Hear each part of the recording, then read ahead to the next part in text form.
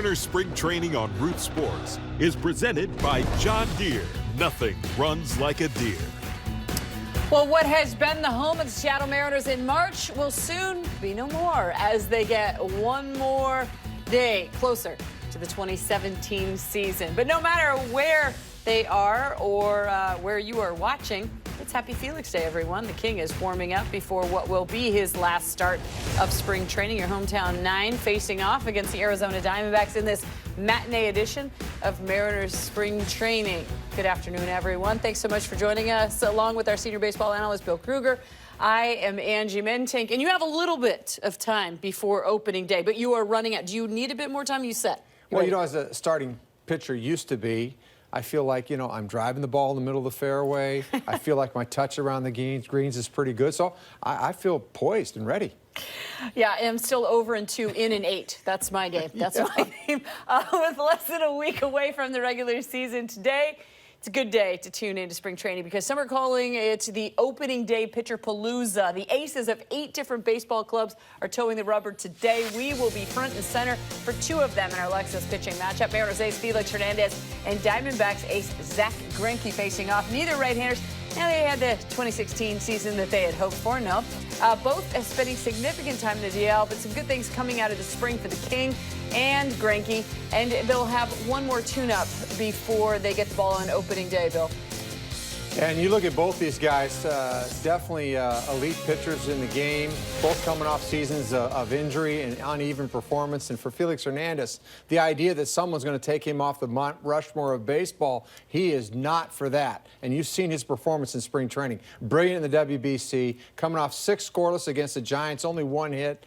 I think this guy is ready. He's primed. He wants to get his place back in the game that he deserves and will get. And so I'm excited to see it. And this is his his next last chance to really put up some more innings, and I think he should try to pitch 7. Yep, it's certainly an important week for teams as it's a last chance of sorts to get some kinks out before the regular season gets underway. With more on that, let's get you down to the Peoria where Dave Sims is standing by with the skipper, Scott Service. Last week of spring training, what's your focus? Well, I think for us is to get all of our main guys on the field. With the WBC and some guys, Robbie and Nelly kind of being under the weather the last few days. They're healthy. They feel better. We'll get them out there today. That's the big thing is trying to get some momentum going into the season. But, the rest of our guys, we've had a good spring. We really have. I think we swung the bats well. Pitching has been better some days than others, but a lot of it has to do with the elements down here, too. But big thing, be healthy. Try to get some rhythm going here the last few days. All right, and that leads me into the pitching. Starting, bullpen, how are they shaping up? Well, I think, guys, everybody's had certainly bright spots this spring, and everybody's kind of struggled at times this spring, which is typical. That's why you have spring training. But I like where our starting rotation's at now. Getting those guys lined up, ready to get to Houston, and then continue on to L.A. Our bullpen, we still got a couple final decisions to make with those guys. But, we've got more power arms than we had in the past, so I'm looking forward to seeing how that plays out here last week and then early in the season. All right, guys, thanks so much again. It is the King on the mound in his 4th and final spring start of 2017. Some solid outings in the desert as well as a stellar performance at the World Baseball Classic leaves all true to the blue excited for the start of the regular season. We're getting closer to first pitch when Mariners Spring Training presented by John Deere returns.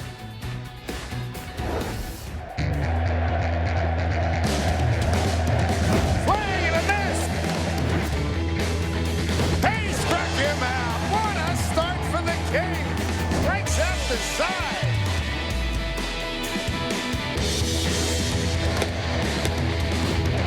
Felix feeling it tonight.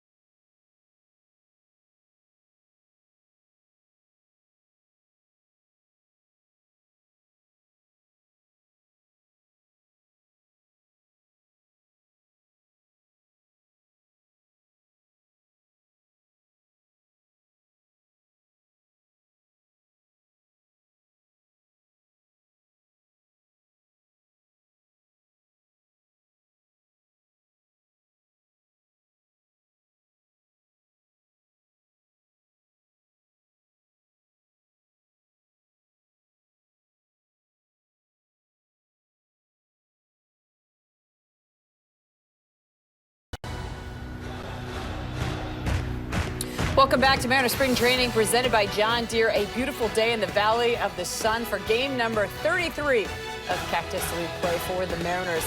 Good news, some familiar faces returning to the lineup today for Seattle after dealing with head colds. Robinson Cano and Nelson Cruz return to the 3 and 4 spots respectively.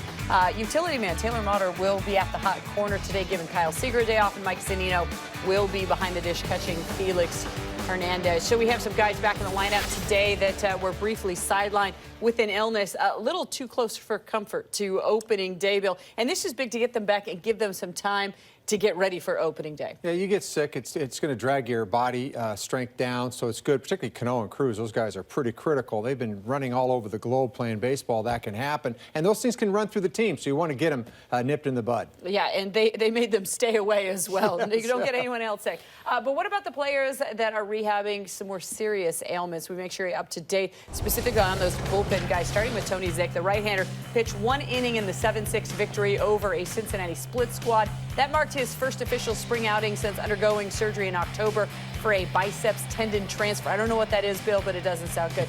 He's looking at a mid-April return. As for reliever Shea Simmons, he left the game versus the Reds back on March 11th with elbow soreness. Now that's diagnosed as a strained strained forearm rather. The Mariners medical staff are watching him closely after a setback while playing catch. His return right now uncertain. And then Steve Cishek threw from a mound for the second time this spring on Sunday in his recovery from surgery to repair a torn labrum in his left hip last October. So how does this affect the bullpen situations moving forward, Bill? Well, I think that when you look at the back end, Diaz is brilliant. Altavilla's had a great spring. Zepchinski's in there to become the new Charlie Furbush.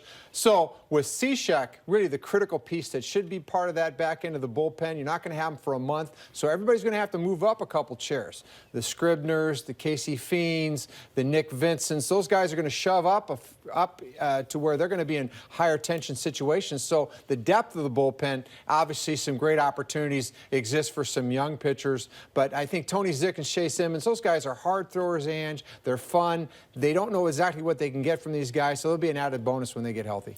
Yeah, it'll be interesting to see what Tony Zych can do. A couple of Septembers ago, we saw him. It lights out, and then all of last season on the DL. Okay, as for the Arizona Diamondbacks, it's A.J. Pollock leading off. Jake Lamb having a great spring, hitting north of the 300 mark. Chris Owings is looking like the front runner for the starting shortstop position in the regular season, and he will be in there today. And again, Zach Greinke on the hill. An absolutely fantastic pitching matchup. Greinke versus the King, Felix Hernandez. All right, let's get you down to Peoria and check in with Dave Sims and Mike Blowers, guys. All right, Angie, thank you. Welcome, everybody, to Peoria. We got a marquee matchup. It's this spring, and one day maybe this could be a World Series matchup. Felix against Zach Greinke. Dave Sims, Mike Blowers, Root Sports crew. Let's rock and roll here as the King gets his final spring start. Countdown to opening days at 6 days, and the countdown to the home openers 13. Here's your first pitch in there for called strike one. Gabe Morales has balls and strikes today. Pat Hoberg, Tony Basner, and Ben May are on the bases. Beautiful conditions here. Good to see Felix working. Drops in a breaking ball for strike two. And the last time out, boy, he was crisp. Looked good. I think if you look at the World Baseball Classic and his last outing, you have to feel really good at where he is at. As Dave mentioned, this will be his final tune-up before he gets the opener.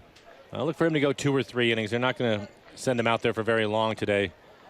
Throw some pitches, get his pitch count up north of 30 probably, and that'll be it for Felix. What a resume. 6-time All-Star, 2-time ERA champ, 2010 Cy Young Award winner, 154 wins, 109 losses.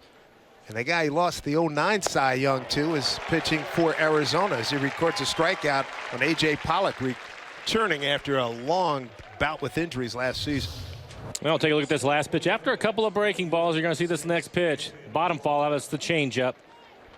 Felix has had an excellent changeup, and he's been well located down out of the zone. Take a look at the temperature. 73 degrees here in Arizona, in Peoria.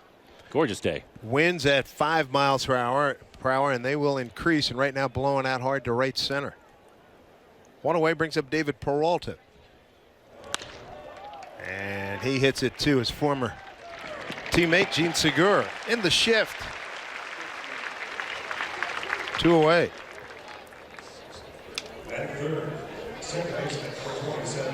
Felix and Mel Stoudemire Jr.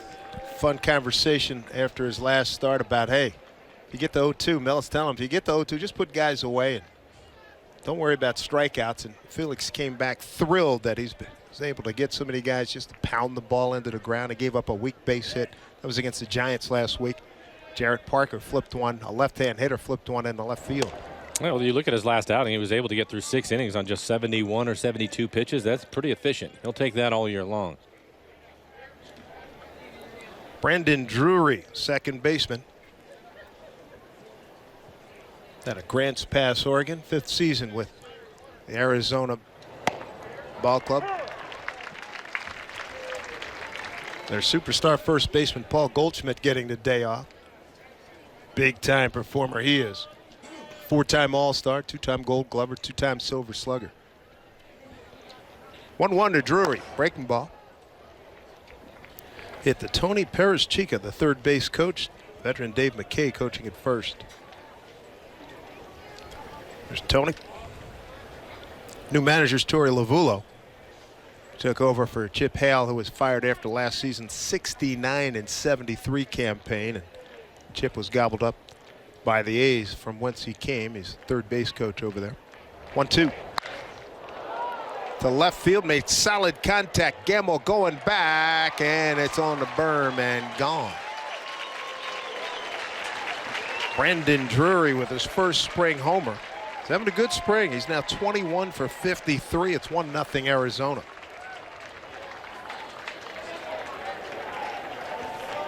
And typically down here in Arizona, you have to locate. You see the high target from Mike Zunino.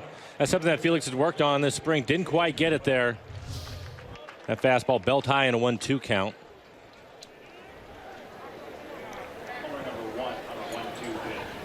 Gonna bring up Jake Lamb.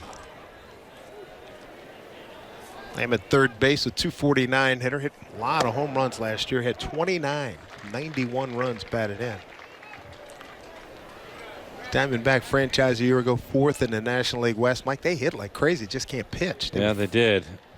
Well, and they mentioned Zach Greinke going for him today. He's a big part of what they're trying to do. Finished 3rd in hitting, 5th in runs. There's Zach, and he's a pretty good hitting pitcher, too. Good athlete. They were dead last in ERA last year, 5.09 in the National League. And this, here's your story right here. Run differential -138. Ball 2 strikes here to Jake Lamb.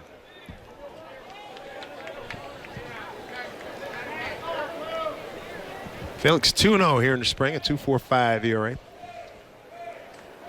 They had some good outings, and particularly the one against Team USA in the World Baseball Classic. Nasty bite to that breaking ball. A strikeout, is second in this inning. Gives up a home run. Diamondbacks lead at 1-0 with the Mariners coming to bat. Glad you could join us here from Peoria.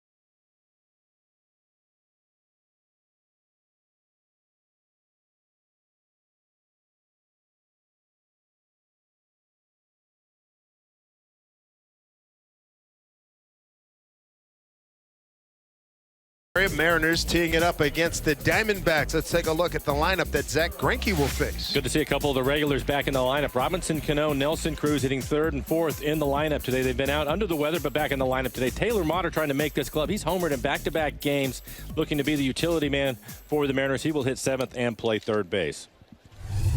Here's ex-Diamondback Gene Segura to lead it off. Big swing and a miss at a breaking ball from Greinke. Zach Greinke 1-0 in the spring. This is his 3rd start. 4.05 ERA. 3-time All-Star. Beat Felix out for the 2009 Cy Young Award in the American League. Chopper. That's a fair ball over the 3rd baseman Jake Lamb's head. There's Manny Tomas. Will get it back in. And there's Segura with a leadoff double, his 4th double of the spring. And the Mariners in business right away. Maybe an Arizona double. He's going to hit this ball right out in front of home plate and bounce it over the 3rd baseman's head. Didn't quite end up in the corner, but an easy double with his speed.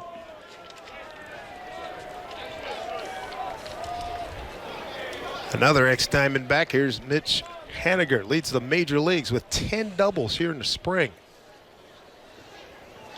It's been sensational, hitting it at even 400 starting today.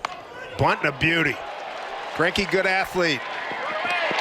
Throws wide. Runners at the corners. Nice start for the Mariners. Base hit. Well, that was one thing Mitch never told me he had that in his game. Well, we've seen everything now this spring. You're right, Dave. We haven't seen that, but it was a perfect bunt. I think he was trying to bunt for a base hit, knowing that if they were able to throw him out, he would at least advance the runner. Typically, you're not going to sacrifice in the 1st inning, especially in a spring game. So he was bunting for a base hit and was able to get a hit with a perfect bunt. Good to know he's got that in the arsenal. I was talking to Gerard Dyson about that. He doesn't bunt a lot. Dyson going to get more at bats in minor league today. Had 10 at bats in a game yesterday. Ended up with 6 hits, including a home run. Yep. Wait, getting that hamstring, getting it to calm down a little bit. Here's Mr. Cano coming off the head cold, a lot better, feeling a lot better today. 5 for 18 on the spring.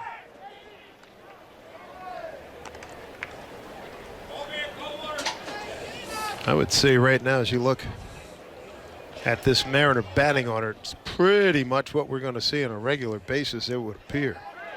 Haniger clearly has made this club, so is, and I think for my money, Motter's got it made. That's a lockdown deal right there. I think so, too. I mean, he's got 3 home runs, tied for the team lead. He's got 11 runs batted in, leads the team. He's played everywhere this spring, playing 3rd base today, and with O'Malley out, kind of opened the door for him. Robbie sends this one to center field where A.J. Pollock gets under it.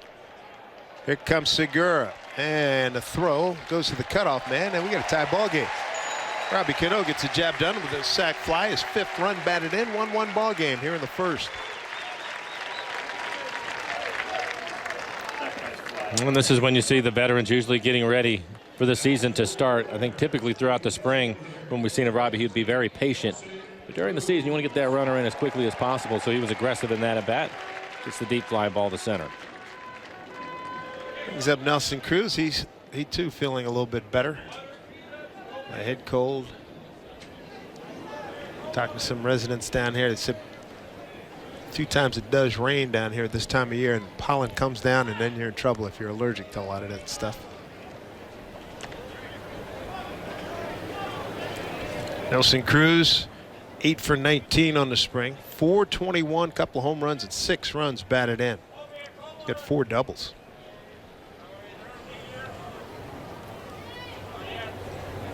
Runner at first, Haniger. Let's see if he goes at some point. Well, maybe not with Cruz. Let Cruz swing it.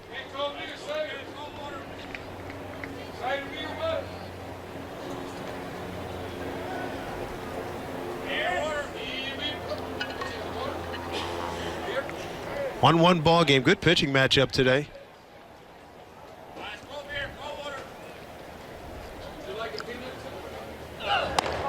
That's your typical spring matchup. But it happens here in the last week with everybody chomping at the bit to start the regular season.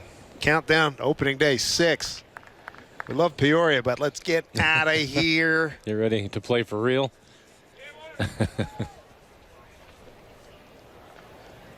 1-1. Nelly swings through.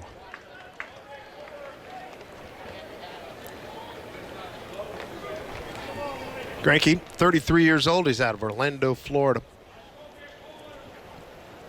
Diamondbacks is 15. Kansas City in 04 to 10, and a year finished up in Milwaukee. Angels in 2012. Dodgers. Last few years going 51 and 15 with that club.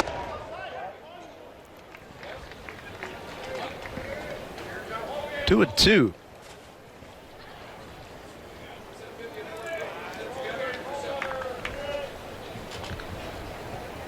Greinke last year 13 and 7.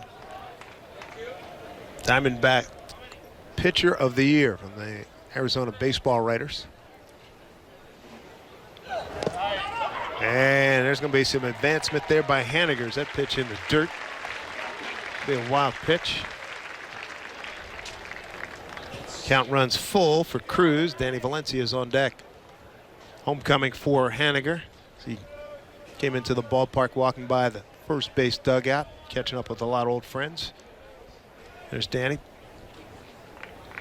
Haniger, the minor league player of the year in the Diamondbacks organization last season.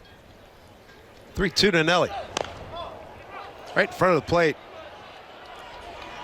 Greinke takes his time, throws him out. Haniger to third with 2 outs.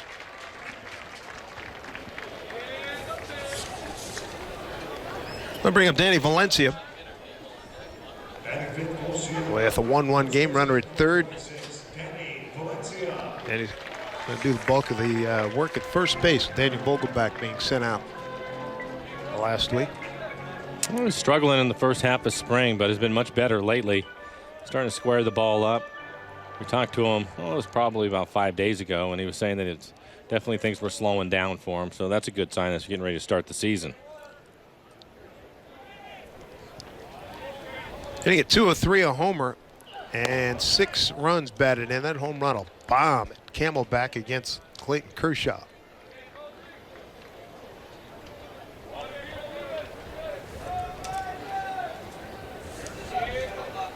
Danny most recently with the Athletics, well traveled in his career.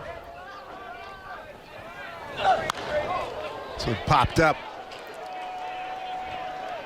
Got to get out of play. Right on the top of the dugout. 1-1 to count.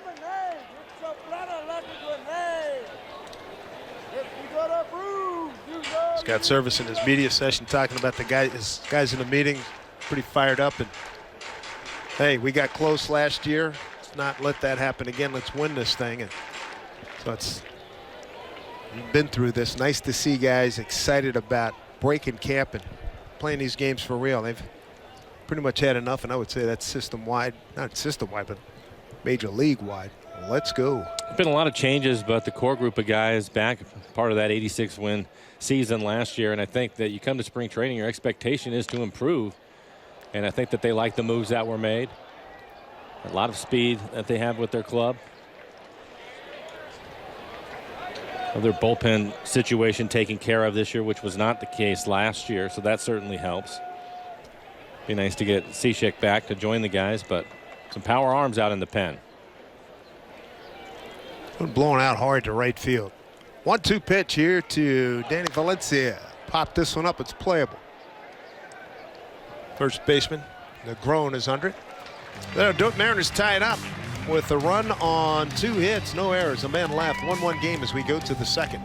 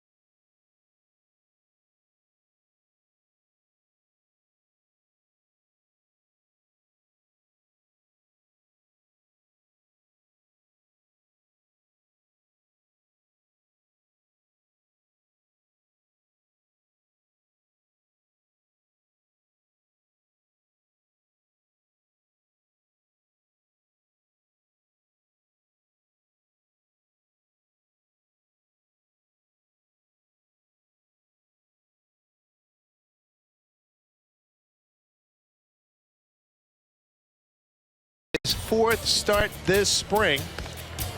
And he had recorded a couple strikeouts in the first inning. They got Pop, they got Lamb. He did give up a home run to Drury, but it has been a sensational spring for the King. We welcome you back to Mariner Baseball, inning number 2. And Jeff Kingston joins us right now, 8th year as the VP, Assistant General Manager of the Mariner Ball Club. Good to see you, Jeff. How you doing, man? Doing great, guys. Thanks for having me. You got to love having your big boy out there, and he's dealing these last few starts. He's looking good. He's ready.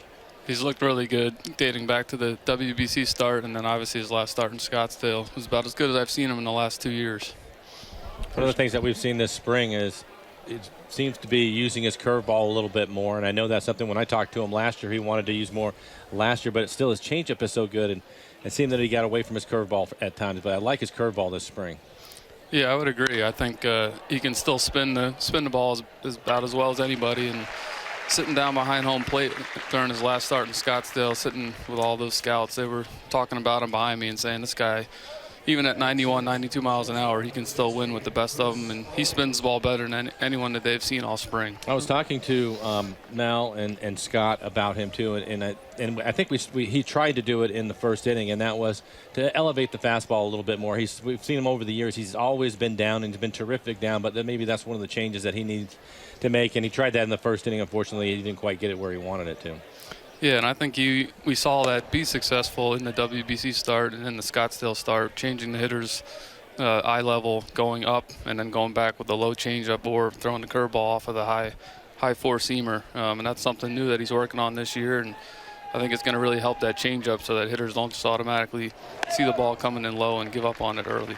Jeff, you know, this morning I had an opportunity to have a conversation with Taylor Motter, kid trying to make this club. And we see it all the time. When you get down here to Arizona in spring training, the ball flies and the infields are hard and you're going to see a lot of base hits. How do you judge how a guy is doing outside of just raw numbers that are in front of everybody? Yeah, that's a good question. I mean, a lot of it is does he pass the eye test? What's his bat speed look like? What's the swing look like? Is he hitting good competitions? A lot of times we can be fooled here in spring training with the numbers and the results when guys come in later in the games and face the AAA and the AA level competition. But you know, some of the analytic information can also be helpful with those kinds of things. Exit velos, how well the ball is coming off the bat. But Taylor's obviously had a really nice spring. Our scouts really liked him coming into this year. Has the physical ability to be a really good player, and he's shown that this spring. The thing that I've been impressed with him about is he's a natural shortstop. Being a shortstop, he should be able to handle all the infield positions, and he's shown that. But he looks really comfortable in the outfield too, which can be difficult to play down here. It can be very difficult. Yeah. We've seen guys over the years lose balls in the high sky all the time, but not just the outfield. I would also say even at first base, third base, second base, he really looks natural wherever you put him, which speaks to his athleticism, his footwork, the way his hands work. That's a really nice asset to have, someone that can move all around the diamond, and you feel comfortable putting them anywhere on the field. I know it's Arizona, but has his bat surprised you? He's certainly, I would say, at least matched expectations, if not exceeded. I think the surprising thing for me is just how well the ball comes off his bat when he gets the barrel on it. It really jumps off that bat, which speaks to his bat speed and the power that he has. Looking at this club, and he even said it to me this morning when I was talking to him about all the different positions and the way he swings the bat, and I said, what do you like to do the most? And it seems like it's just one guy after another here in spring. He says, I want to run and I want to cause havoc. Well, it's certainly a focal point for us this offseason is to try to add speed to this lineup. Gene Segura, we talked about it a lot. Gerard Dyson, to really push the envelope, put some pressure on the opposing defense, and that's something that Taylor can do as well. So we're excited to see how that plays out this year. Visiting with Jeff Kingston, VP and Assistant GM. Felix at 2-2 brings a lot of groans from the fans here. Overall, what's your assessment of what you've seen this month? We're pretty happy, pretty excited to get ready for Monday's opening day start at Houston. I think the coaching staff, Scott and his group's done a great job putting a culture in place that allows these players to be themselves, to have fun, to make the most of their abilities. And then a lot of the new players that we've added this offseason have done really well this spring. So we're excited to get started here. All right, stick around, Jeff. We'll talk to you some more after this break. Felix looking good. He's got 4 strikeouts already in the first 2 innings in a 1-1 game.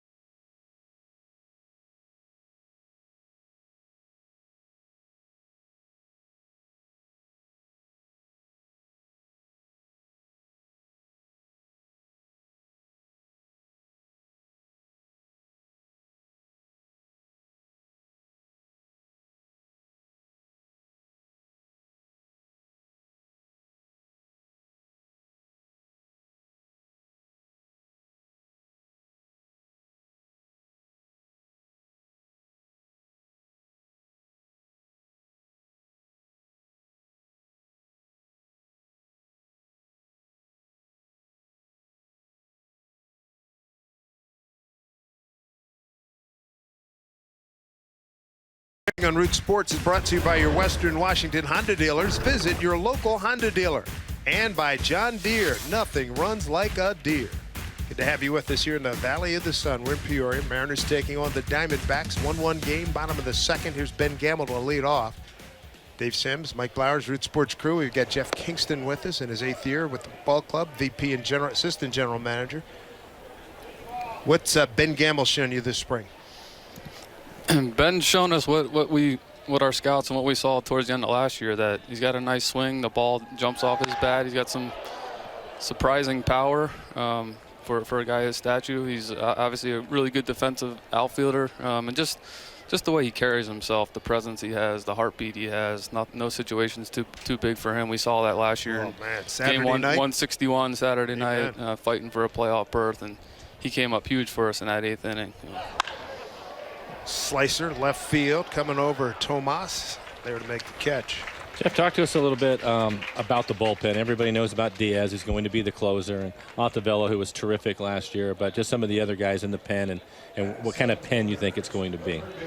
Sure. I think our bullpen this year compared to last has a lot more depth to it, a lot more hard throwers, more velocity. Obviously, Ottavella and Diaz highlight that. I think the addition of Casey Fiend's gonna really help Scott. He's very versatile. He spent several years with the Twins organization as a setup guy in the 7th and 8th inning, so he has that experience. He also has the ability to throw multiple innings earlier in the game if needed. He's a big-time strike thrower. Adds some veteran presence. Obviously have Evan Scribner down there, who we saw last year in September, throw really well. Really good fastball command and a good curveball to go off of that. Nick Vincent, who we picked up towards the end of spring training last year, did really well for us last year. Kind of has what we talk about, that invisible fastball, only throws 89, 91 miles an hour, but hitters just don't seem to really be able to pick it up. So, you know, a couple of veteran guys in those three that Scott can trust in his staff late in the game. Altavilla is kind of the X factor in there. Throws 98 to 100 with a really good slider. I think we've seen a better slider this spring. And then obviously, to balance out those right-handers, got Mark Zepchinski, who's one of our free agent signs this offseason, has a really long track record and history of getting good left-handed batters out. And in fact, when kind of going through those potential left-handed relievers this offseason, talking to the Canoes and the Kyle Seagers, left-handed batters who have faced a lot of these lefties over the years, that was both those guys. When we asked them who was the hardest guy to face last year out of the bullpen, out of these 5 or 6 players, first guy both of them mentioned was Mark Zepchinski. Wow. How hard it is to lift that ball. He's got a really good sinking fastball that he likes to throw in under the left-hander's hands. So that'll be a nice addition. It'll give Scott a weapon from the other side to kind of balance out those tough left-handed hitters in the division. What do you think about Pazos, that youngster that you got from had been with the Yankees organization? Yeah, we're real excited about Pazos. Obviously, the stuff speaks for itself. The 94 to 98, and the ball's heavy. Another guy that's deceptive. Hitters don't seem to pick up that fastball very well. He's got a really good slider when it's on. We've liked him for a few years now. Even tried to get him a couple years ago when we traded Dustin Ackley to the Yankees. So he's been a guy that our scouts have liked for a while now. He's been on our radar and seen a lot of good things from him this spring. Jeff, are you happy with the progress and the strides that Mike Zunino has made so far? I think he's looked really good this spring, and kind of what we saw out of him when he first was called up last year. Yeah, absolutely. Kind of hard not to like what we've seen, and not just the power and the no, I mean more his overall approach. His overall approach, yeah, is much improved. I think he's leading the team in walks this spring. He's got more walks and strikeouts. The amount of time that he gets down 0-2, 1-2, and doesn't panic, doesn't chase the pitcher's slider out of the strike zone. He's able to battle back to 3-2 counts, put a good swing on the ball, or even draw a walk. So that's been a huge bright spot for us this spring. Couldn't be happier with where he's at right now offensively. He's got 12 walks, by far the leader in the club, the only one in double figures in that category. Jeff Kingston with us, vice president and assistant general manager. That's a big boost, and getting Chooch was huge too. Yeah, Chooch has been a great influence on not just Mike, but for all of our pitchers and our other catchers in camp. Just the veteran presence that he brings to the table, kind of that quiet confidence, the way he goes about things. He doesn't talk a whole lot, but when he does, everybody's listening. And I think he'll be a great influence and a great resource for Mike all season. Talking about Carlos Ruiz, obtained with the Dodgers last year after a long career with the Phillies. That one hit foul. People know about Felix. They know about Iwakuma. They know about Paxton. Talk to us about Smiley and Gallardo. Yeah, both Smiley and Gallardo are guys that we feel like were good opportunities to buy a little bit low on. Neither one had great years last year, but they've obviously have very respectable careers, well-accomplished careers. And I think both guys we felt like would benefit. They're both fly ball pitchers. They like to pitch up in the zone. They would benefit from getting out of the AL East and moving into Safeco. And AL West, where fly ball pitchers are a little bit more forgiven. We've seen that in the past with the likes of Chris Youngs of the world. And basically just getting back to their strengths.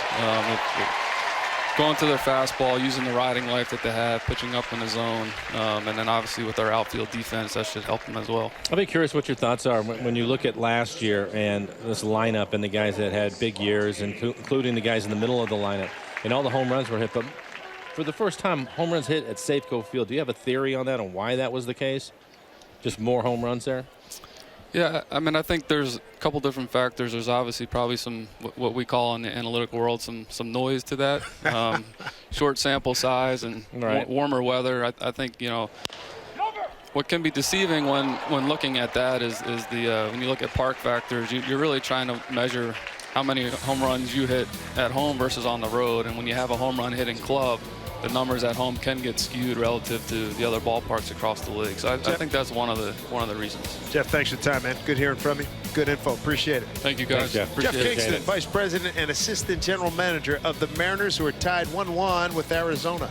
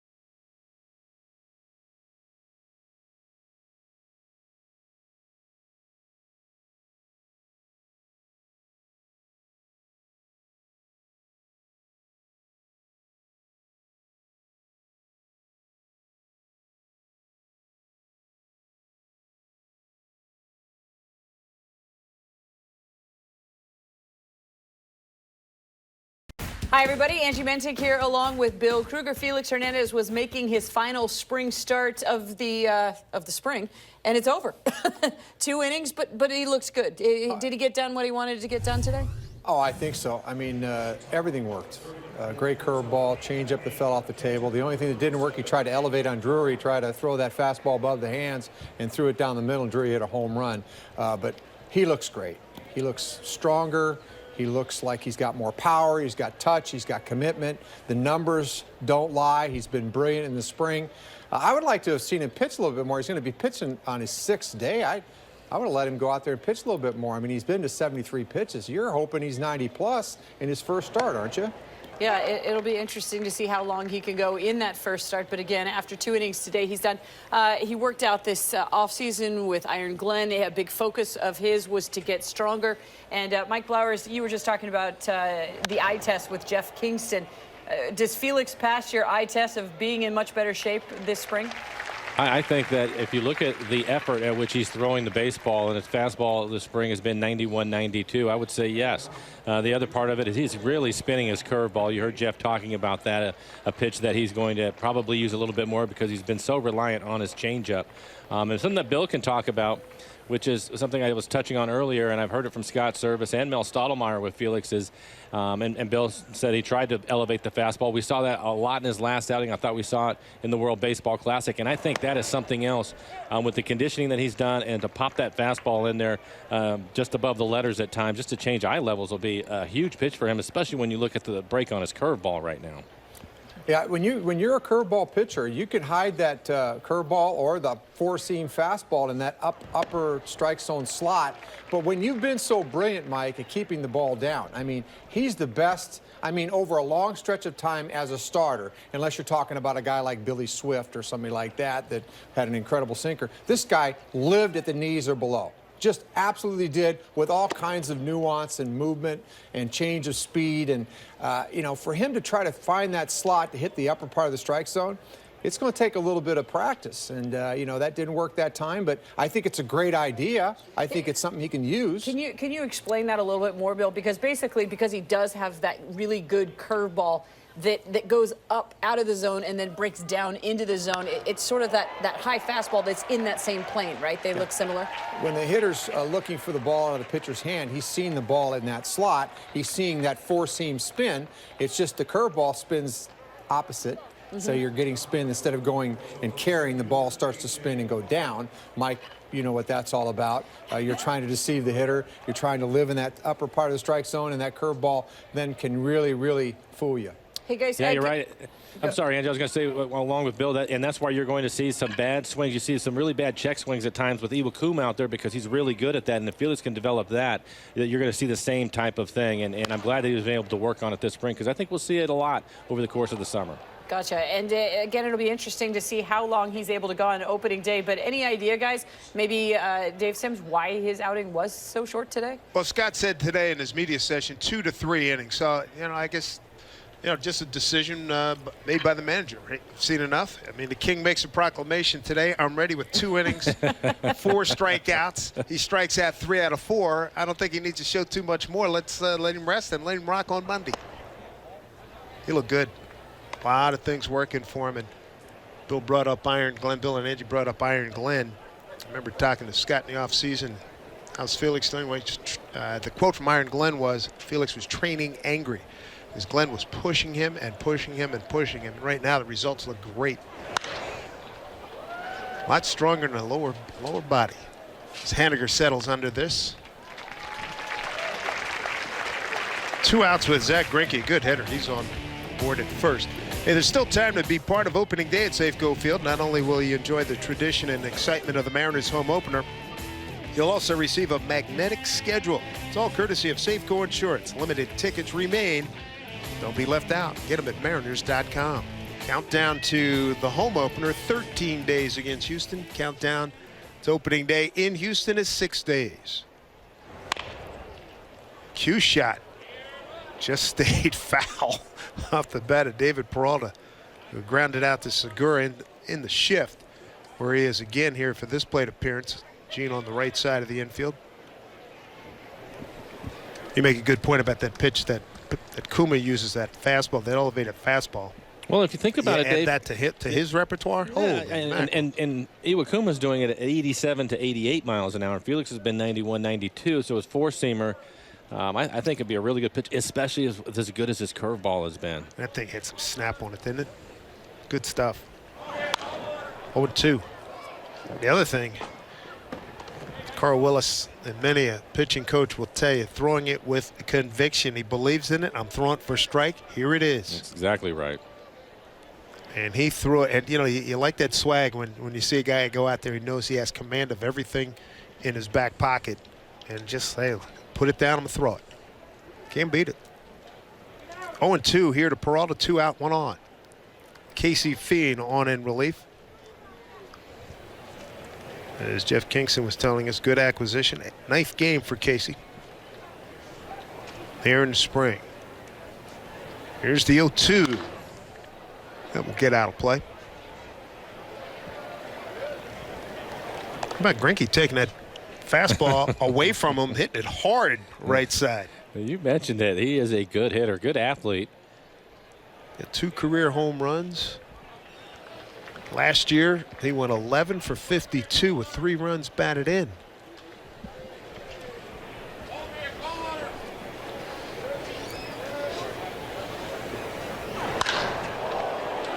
Center field, Martins got it. Shielding the sun. Oh, no, he didn't. Lost it. He had it for about 3/4 of the way. Greinke is going to score, and in at third with a Sun triple is David Peralta. One of the hazards of playing here in Arizona. That is not a good feeling. And Martin, one of the best in the business, and we were just talking to Jeff Kingston about how well Mater had done because of the sky, and there's an example of it. Difficult. 2-1 ball game. That will bring up Brendan Drury, homered on a 1-2 pitch against Felix, a liner onto the berm over the left field fence.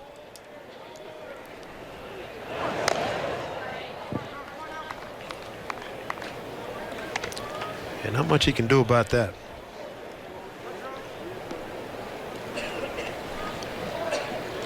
Drury, 282, 16 homers, 53 runs batted in last season.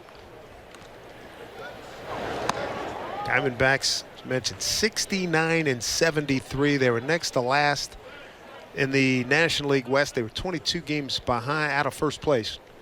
Just a game ahead of San Diego, and they fired Chip Hale, the manager, fired Dave Stewart, the GM. Moved Tony La Russa up another notch. Pitch outside. Torey Lovullo is the new manager.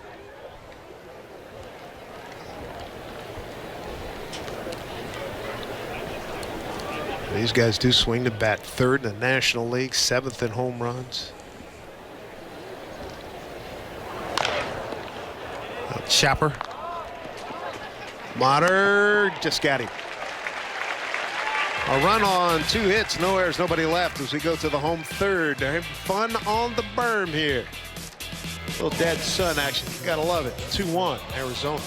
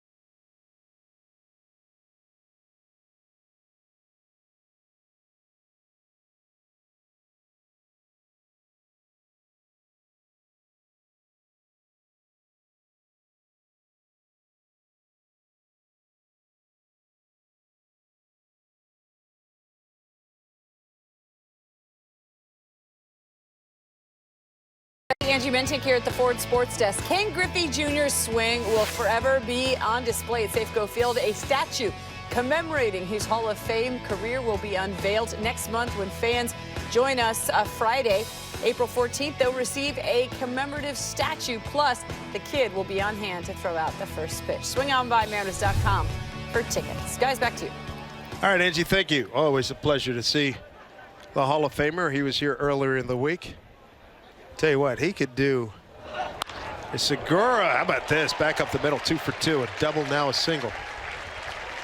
If Junior ever wanted a third career, he could be a stand-up comic, and you know this as well as anybody, Mike. Yeah, I know that he has a good time with the kids when he's down here. Nobody's safe, that's for sure. Oh, Mike, I walked in and I had a pair of shorts on. He lit me up.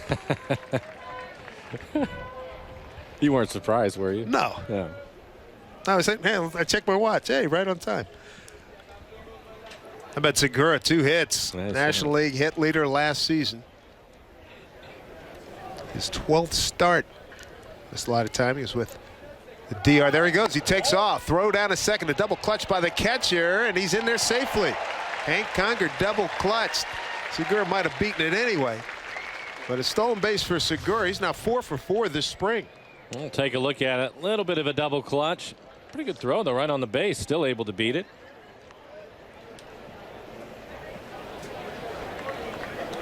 Boy, no hesitation by Segura.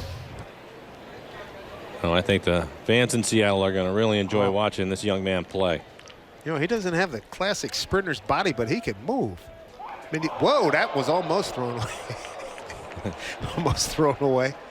I mean, you look at Dyson. Dyson just, oh man, that guy's fast. You look at this guy's, maybe not. Next thing you know, he's gone. Man can hit. 203 hits. And durable. He's going to show up every day. He had 637 at-bats. Lead the National League. And this is the number. Every time I read it, make you a little giddy. He had 24, Segura, 24 games with 3 or more hits, the most in the major leagues.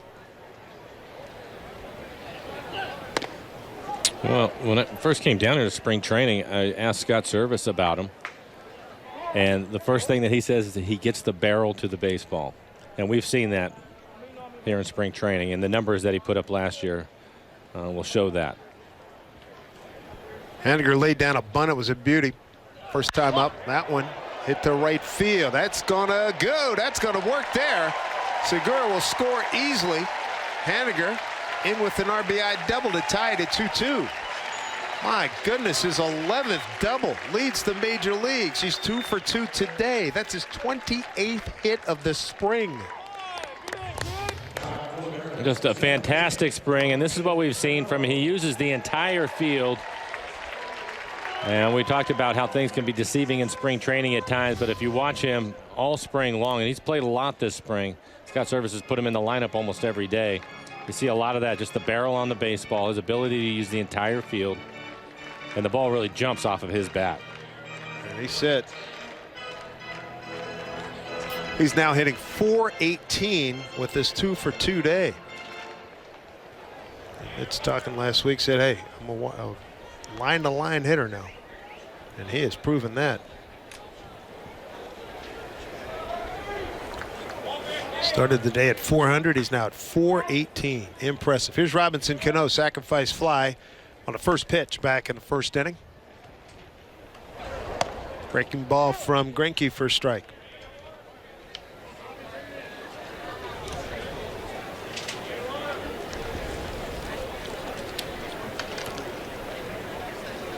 I like the fact with this ball club, sense of urgency, the urgency of now. Nice play by the second baseman. Throws out Robbie. Over to third goes Haniger. But that window of opportunity for the Mariners right now with the additions they've had, this is a team that needs to rock and get it done. I think it'll be a lot of fun to watch to see if it will happen. It's now with Cano, then Cruz, and Seager, and the years that those gentlemen put together last year, but how many more runs they might be able to drive in this year because of Segura. Haniger in the lineup. Martin will be hit at 9th. Yep. They have some guys that can get around the bases in pretty good shape. That's why it's exciting, no doubt about it. Here's Mr. Cruz. Strike one.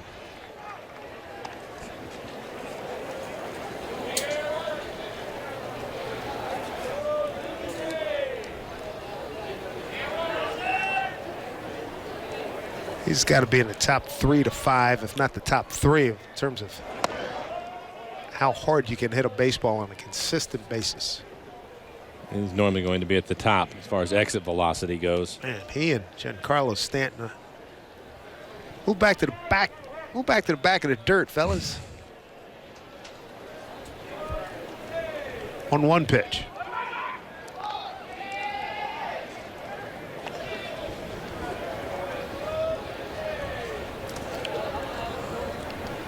So Greinke paying attention to Haniger.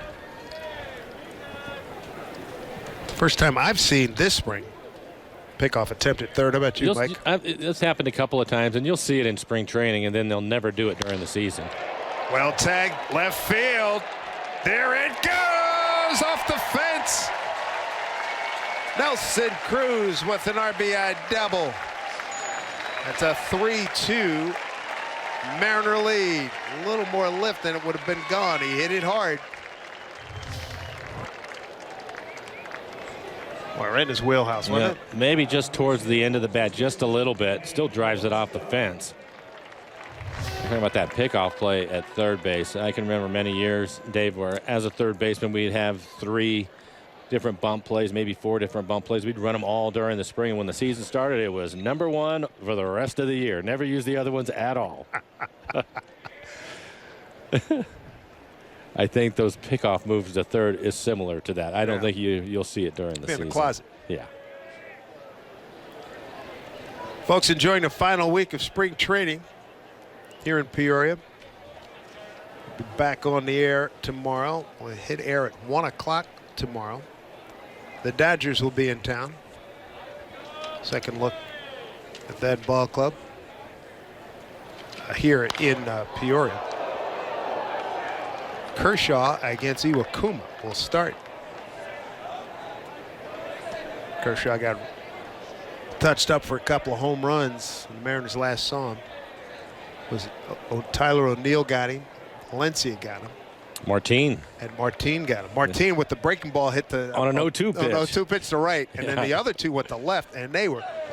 I mean, Rand McNally was gauging how far those things were hit. Yeah, if they were hit here in this ballpark, they'd have been up on the roof of the pavilion. Tell the folks over at the La Quinta incoming.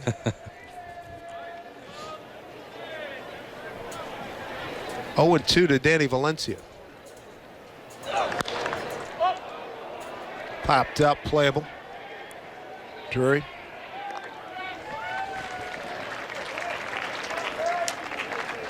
There's the La Quinta. First year in 07. Got to know that place pretty well. That's a driver wedge for you. It's an easy walk. It's an easy walk, It's a driver wedge. Do one of those Dustin Johnson jabs on it. You never know. If I could hit the concrete of the parking lot, I might get all the way there. With a roll, right? Yeah. You know, it wouldn't shock me.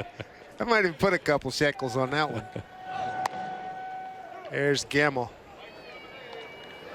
And I'm told, like, not quite as good as San Diego. Folks in the La Quinta there, a couple of those windows, they can see into the ballpark. That San Diego situation's amazing. Yeah, the high rises there, great. condos and everything. 1-1, getting a full grunt treatment from Zach Greinke. Good pitcher. Mentioned 13-7 last year, 4.37 ERA. The 09 Cy Young Award winner. He beat Felix back in that year. 134 points to 80. Then Felix comes back. He gets it 10.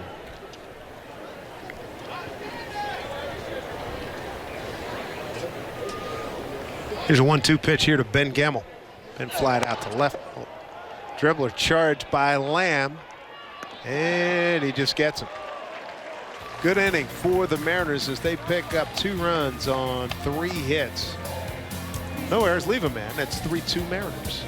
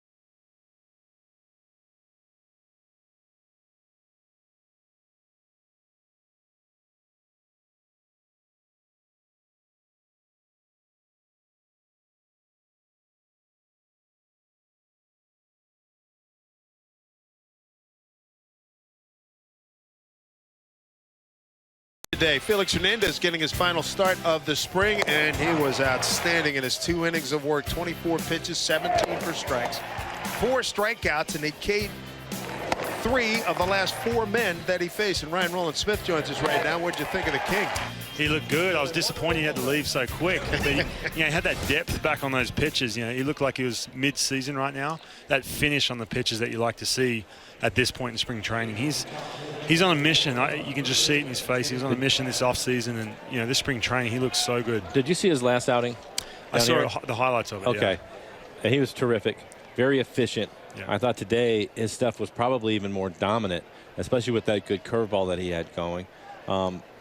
For him, we talked a little bit, and Bill Kruger also mentioned it, but talk a little bit more about him and Scott Service and Mel Stottlemyre wanting him to elevate the four-seamer a little bit more than he has in the past. Not throw it a lot, but a little bit more. Yeah, I think, change eye level. Felix is so, he's so effective when balls are hit on the ground. He's a ground ball pitcher. Right. Obviously, the big strikeout numbers and everything else, but he's a ground ball pitcher.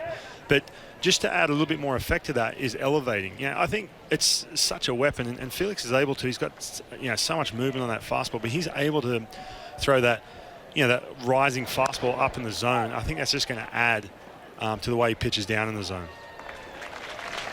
Easy play for Valencia at first, retiring Jake Lamb. 1 down here in the 4th. You look at him today, obviously going to get the start, opening day starter. It's going to be 6 days away. Just going 2 innings today. Scott said before the game 2 or 3. Does it matter how many pitches he was going to throw or whether he went 2 or 3 innings in your mind? Yeah, I remember they used to cut us short, the last time out in spring training. And, sometimes I didn't want to do that because I want to have that good. I want to see how I recover and keep that, that same threshold up right before the lights turn on. Ernest could use a dialed-in Felix Hernandez. Yeah. Got to beat Houston. Got to beat Texas this year. Need him to come up and everybody to come up big against those 2 ball clubs. Off the fist, popped up. Valencia back. Cano back. This is Cano's specialty, and he blew it that time. Couldn't hold on. Could not hold on. Usually catches it up around his shoulder. Try to basket catches. That'll be an E4. And they're making Casey Fiend grind it out today. Boy, I'll say. Aren't you lucky that you're a pitcher, didn't have to deal with the sun? It's murder down here. Yeah.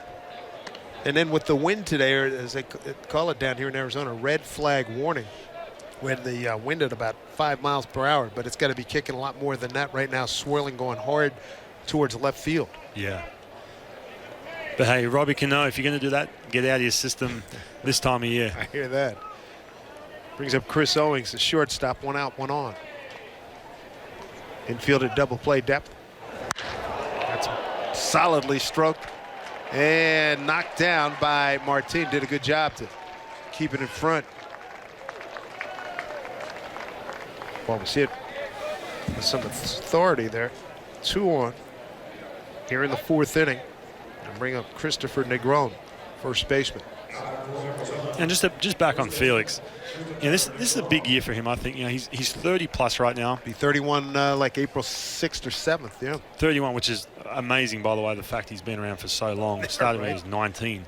But just for me, the little things with him in between starts to recovery, and it's not about what he's going to be doing April, May. I got no problem with that. It's when June, July rolls around and he's 10 starts in. That's when it's going to be the factor. It's even nutrition. Doing the things with the trainers, just making sure everything's good to go because, Dave, once you hit 30 as a professional athlete, that's when things start to deteriorate a little bit. But, Felix Hernandez is going to pitch another 10 years, but we want to see Felix be King Felix. And to that point, he turns 31 on April 8th. Big emphasis. Ball hit well left field, and it's leaving. 3-run homer by Christopher Negron, his 2nd homer of the spring, runs his RBI total to 5. 5-3 Arizona. But you're talking about Felix's, and we're going to take another look at this pitch. This thing got hammered. It's an 0-1 pitch, a 3-run shot. How about the location here? Yeah, just middle. Casey Fiend's another guy who's got that good movement on that fastball. Gets a lot of ground balls, but everything's just up a little bit. You saw the slider smashed into center field, just the at-bat before, and that fastball was just middle center cut. But I'm going to go back to what you're talking about, Felix, and talking about physical condition. Before you came in here, we were talking about, it was brought up by Bill Kruger and Angie about Iron Glenn, his trainer, who Robbie and Nelly used. And Iron Glenn worked him over. The emphasis from Scott and from Mel Jr. wanted to get his lower body, build it up, get more strength there. How do you go about doing that? And what about the importance of that? What's it mean to a pitcher? Yeah, I remember at the end of the season they were talking about, even at the end of the year, when, I mean, this is back in September, October, that was pretty public. They said, hey, look, your lower half, you've got to get stronger lower half. Right. And a big part of that is not only creating volume down there and strength, but also power, making sure you got that power output, and also to being able to repeat the power output. So, a guy like Felix, he's thrown so many pitches over his career, a ton of innings. And for him, change it up a bit. I said, 30 plus. That's when you have to start making adjustments physically. So go, and he outsourced it too. He went up to New York and worked with one of the best. And, I have no doubt he's on a mission. I think he's going to have a good year and get back to being King Felix. The importance of the lower half of the body as a pitcher. I mean, because that's how you're driving, right? Yeah, that's where all that energy comes. You create that ground force, and then it comes up through the chain. And the arm's just the lever, but that bottom half, waist down, you got to be driving off that, and you got to repeat it every 12 seconds. So that would, for those of you who like to shove weight around in the weight room, we're talking deadlifts. Yeah. We're talking all kinds of. That one's hit hard too. That is fair. That's Zach Greinke. Told you he could hit. It's his second hit today. That was smoked. Tell you what, pitchers nowadays, you can't sleep on them. They take pride in hitting, especially. 2 for 2 day for Zach Greinke. A little cut fastball stayed up, and Zach Greinke, he can swing it. That's a good looking stroke. They're the NL West, man. These guys can swing it. 219 career hitter with 2 homers and 7 runs batted in. That was impressive. But like when you were pitching, you were working on your lower half. What kind of stuff, like on a weight day, if you're going heavy, what kind of stuff were you doing? So you talked about the deadlifts and the squats, and that's really important. But you also got to be able to turn that into power. So you create that volume, you get that good strength base, and then as you're heading into spring training, you start turning that into power and being specific. Baseball specific, so rotational. Baseball players are rotational athletes. Being able to that hit, getting all that ground force and that volume, and turning that in, that hit turns, and then all that power goes up the chain, up through the hand where you release the baseball. So a lot of stretching and power moves with doing rotational things. Yeah, a lot of mobility. Hip mobility is huge. It's so big. I mean, you can be as strong as an ox, but if you're not mobile, especially in that dynamic movement, as you watch Casey Fiends, he's about to throw this pitch. I mean, you're exploding off that mound. That one tagged well. That's a big problem. Out of here, A.J. Pollock. 2-run shot. 7-3 Arizona for Pollock, his second of the spring. RBIs 2 and 3. That was on an 0-2 pitch. Yeah, that 0-2 pitch, way too middle. A.J. Pollock, he was a huge loss going down in April last year for these guys. Gold Glove center fielder, and that pitch right there, 0-2. That's got to be somewhere different from that location. Yeah, he had a fractured right elbow early and cost him most of the season. Tried to come back, had a groin injury in September. But prior to last year, going back to the 15 season, he had .315, 20 homers, and 76 runs batted in. And he's a big-time performer. Casey Fiend rocked here. Bill Stoudemire Jr. out to talk to him. He's about to face his 8th batter here in the 4th inning. And all of this with 2 outs. What's the toughest part about trying to bounce back or end an inning like this when you're getting your shoes knocked off? Yeah, this time of year, Casey Fiend, I mean, he still is competing. He's still competing for a job in this bullpen. So it can be tough, mentally. But it goes back. It's an amazing time of year where you see these kind of score lines. It's right now 7-3 in the 4th inning. But for me, just you got to keep making your pitches, and especially right now, you see this count 0-2. This is the time to absolutely bury that slider or get this fastball hard in. So he went hard in, missed it 1-2. Good pitch right there, and you can't give in right now. 1-2. If you throw that good pitch, throw it, get in there again.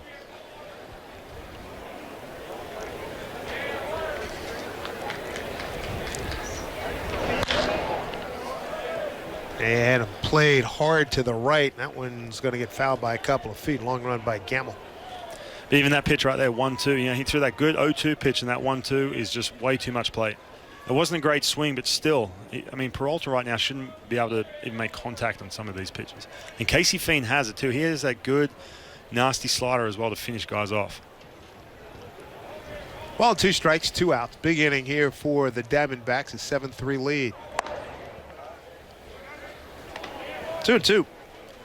And sometimes this time of year as well, and sometimes during the season, when you are getting hit around, you start to try and force pitches a little bit. You saw that last one. Just try to muscle up, and that pitch is out and away. 2-2 with the wind blowing out to right. Swing and a miss, and that'll do it. 5 runs on 4 hits, and there are nobody left. Tough one for Casey Fiend as he faced 8 batters in the 4th inning. It's 7-3 Arizona.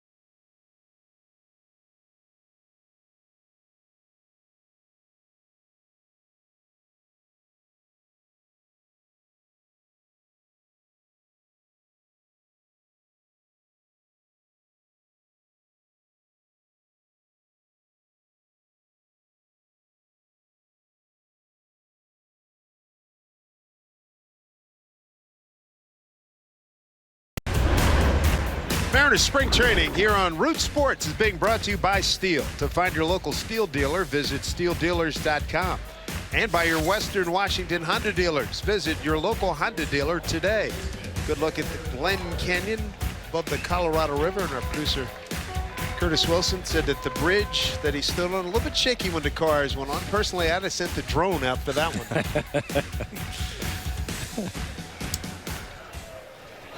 Dave Sims with Mike Blowers and Ryan Rowland-Smith with you.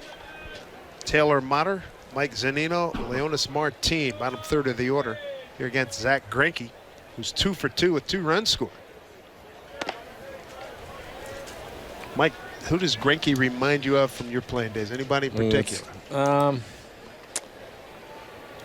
Maybe a little bit of Saberhagen. That's a good pull. Maybe some Cone. Cone give you fits, right? Yep, he did. I couldn't put him in play. Right, he had a slider that I could be looking for, and I still would not hit it. Right. This is one of those guys. You know, you own some hitters, and some hitters obviously own you. And, oh yeah. You know, you go through that process. Yeah. And I'm telling you, he could tell me he was going to throw me that slider, and I was not going to touch it. Release point. What was it? Yeah, more of his release point. I had a hard time. Picked it up so late. And the other thing, and he had a great slider anyway. Right. So that, and Coney would change release points. Yes, he would. For some reason, when he had me 0-2, 1-2, he'd like that little drop-down slider off the outside corner, and I'd chase it. You don't see that anymore. Guys changing that arm angle. You know, you start to see that a little bit different, in the delivery. You know, like you know, the guys who pause at the top. And Oh, everything yeah, else. and that Japanese element to it. Yeah. Taylor Motter pops one up. It's playable. And Conger called off. Nice catch there by Jake Lamb. One down. Man, that wind must be murder out there.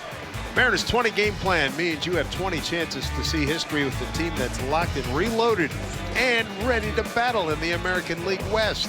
As a Mariners season ticket holder, you will enjoy great benefits, including guaranteed postseason priority. So pick out your plan right now at mariners.com/17. All right, who had some ownage on you? Any names that we know? How much time we got? You had to have a couple of guys who yeah. fly ball center field for Pollock off the bat of Mike Zunino. The one guy, Alex Rios, and this was, I remember he won the MVP.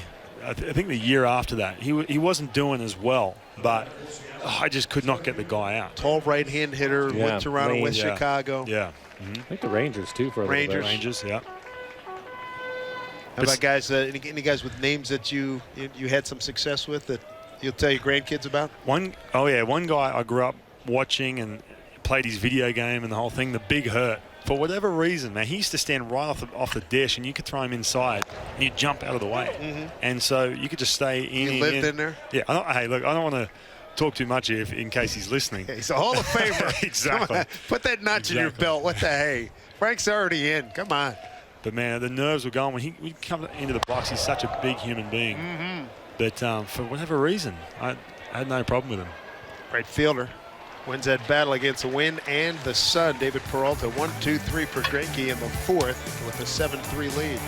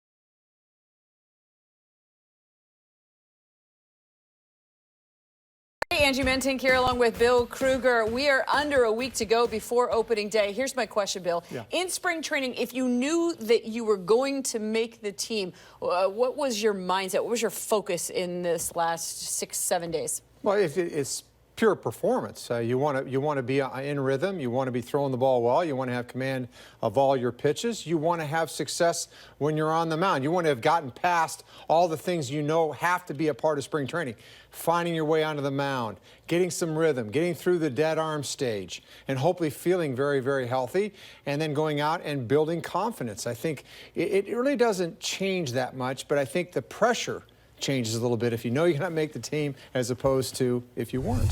Okay, we want to ask Mike Blowers and Ryan Rowland-Smith as well. We'll start with Mike Blowers. We'll go with seniority. Mike, when you knew you were going to make the team, you had that mindset. What did you try to do in this last week? Yeah, for myself, I basically just wanted to square up the ball. I didn't really care because I already know I'm on the team whether I was going to get hits or not. I wanted to be able to square it up. And the most important thing, because at this point you can hit the fastball. Was I recognizing off-speed pitches? Was I in a position, if I were like going to take a pitch, was I in position to where I'd be able to handle it? Basically slow the game down, Angie, for me at the plate. By the time you get to this point, you're ready to go in the field. Your legs are back under. You've gone through all of that. But for me, if I could just slow things down at the plate, I felt like I'm ready to go. And that's basically what I would be trying to do at this point in the spring. All right, Ryan. Yeah, you know, same kind of deal. I mean, for me, when you know you're on the team, it's not about, you know, working on different things at this point in spring training. Big thing for me was velocity. Velocity always took a while to come along, even into April a little bit. So that was one thing. I always wanted to make sure I was doing the right things to just make sure that velocity and the finish on those pitches was a big part of it. And also, too, just working on different counts. What counts work for me? What counts am I confident in throwing this pitch? What pitch can I throw 0-0 for a strike? And what can I finish guys off with? That was a big part, especially when we're talking March 27th right now. That had to be down, ready to go before April. All right, but now it's a whole different story, guys, when you're one of those guys trying to make the club, or even know that you probably aren't going to make the club, but maybe you want to make an impression, Bill. Well, I think it depends. Now, if you're trying to make an impression, you're playing with house money. If you're a minor leaguer that is in big play camp and you just want to show them that you're pretty good, you know you're not going to be there, so there's not a lot of pressure on you. Now, if you're one of those guys that's trying to find that last bullpen spot or the fifth starting spot or whatever it might be, if you're a position player, it changes. You're constantly thinking about rosters and where do I sit, and am I going to show up in today's game, or how many days has it been since I pitched? A lot of those things come into your mind. I think when you cross the lines, you just got to play baseball, though. I think the way from the lines, it's hard. Yeah, I imagine, Mike, that if you're one of those guys trying to get a roster spot, you can't help but, you know, have things toy with you mentally quite a bit more. Yeah, the one thing that these guys are really good at, especially if it's maybe their second or third year in big league camp trying to make a team, is they can do the math. They can look around to see who's been sent out already. They know what spots are available on the team, and quite frankly, what their chances are. You know, for me, looking at it, I never really tried to, just like Bill said, I didn't try to worry about that much. Yeah, you think about it in the evening, and maybe you talk about it when you're at dinner, but once the game starts, opposite of what I said before, I'm trying to get as many hits as I can to put as much pressure on the manager and the GM to keep me on the club. And I think that's all that you can do when you get between the lines. All right, Ryan Rowland-Smith, we will wait to get your story on this until we get back on the other side of this break as Scott Service heads out to the mound to make a pitching change. We're back after this.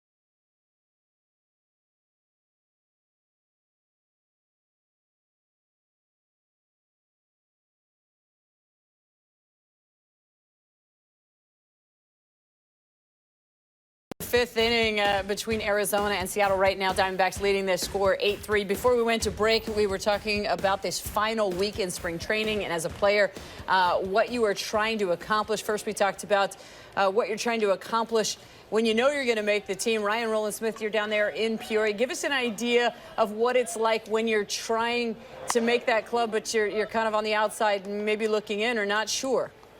Yeah, hey, it can be tough, and you play GM every single day. You walk in the locker room, you look around and see if people are looking at you funny. That's how I was too. I mean, I was a head case every single day. Mike talked about when he walked between the lines, it was good just to play baseball. But for me, man, every moment of spring training was tough. I had that situation my last year in the big leagues with the D-backs. When I signed, they said, look, you're probably going to be AAA depth. Go in and all the best in spring training. And I said to myself, I was like, no, I'm making this team. And I just kept fighting it. And when you looked at the roster, and even the media, there was no chance of me making that team. And I ended up making it.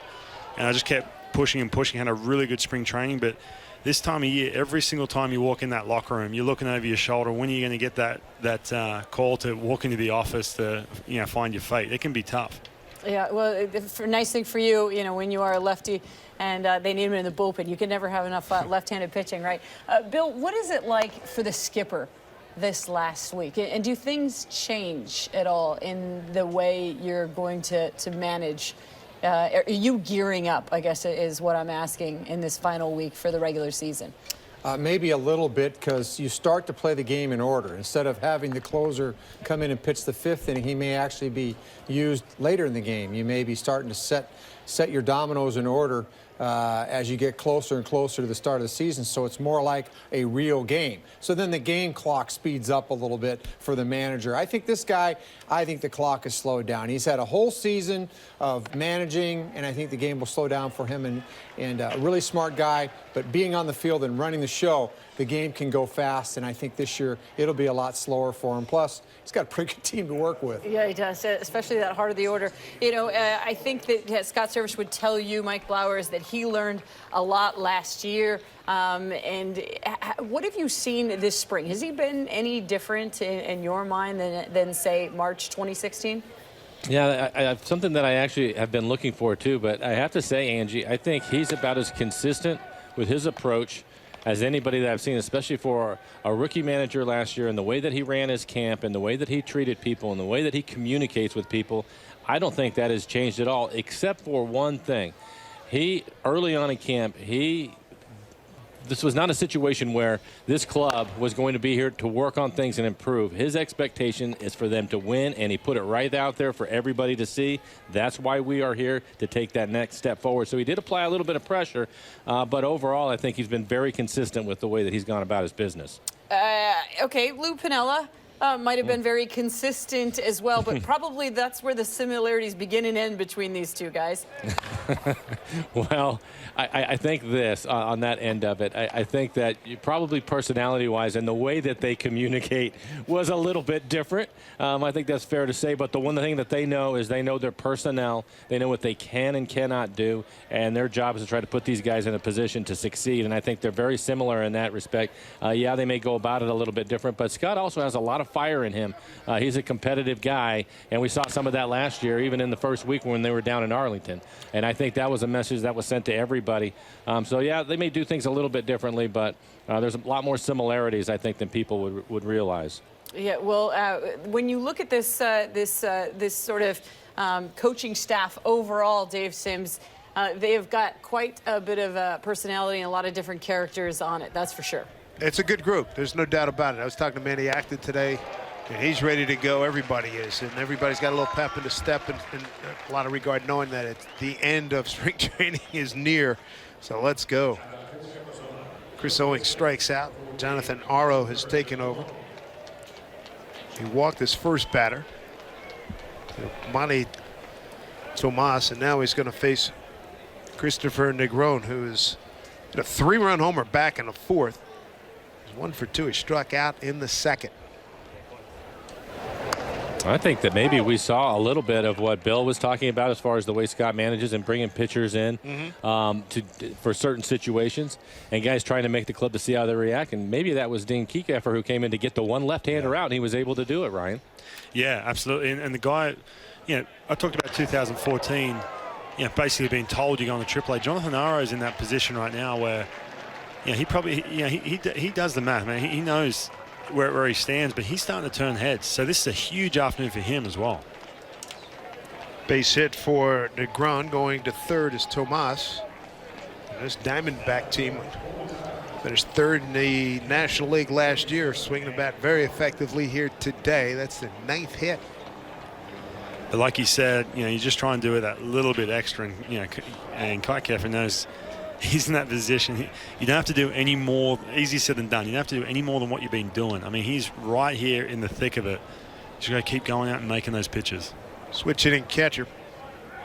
And Conger stands in. The thing that he knows is Zebchinski is going to be the late lefty guy. He's aware of that. Yeah. But do they go with one lefty or two lefties? He has to try to win a job. So here, a pretty tough left-handed hitter in Lamb as well, and he was able to get him out. So that helps his situation when they're trying to make a decision on what that bullpen is finally going to look like. Yeah, and when you're one of those last pieces in the bullpen, it's important too to show some versatility. Be able to get that lefty out, maybe go multiple innings. If you get a chance to throw 1+ innings in spring training, you're able to do that to show you can go long. You can play that mop-up role as well, because if you're that front end of that bullpen, you're going to have to do that at some point. Which is what he had been doing throughout the spring, and now here's the one specialty, get the lefty out, probably what he's going to be asked to do more than anything, and he was able to get it done.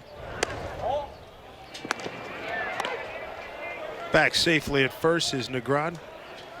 Mike Zunino keeping him in check. The runner at third is Tomas. 8-3 Diamondbacks as we play here top of the 5th. Steady breeze continues to swirl, now going out towards right field. Runner at first goes. Throw by Zunino down. You got the play at the plate. Safe. Missed the tag on the swipe. We could see it from our vantage point here. The plate umpire gave Morales in good position to make the call. Double steal works.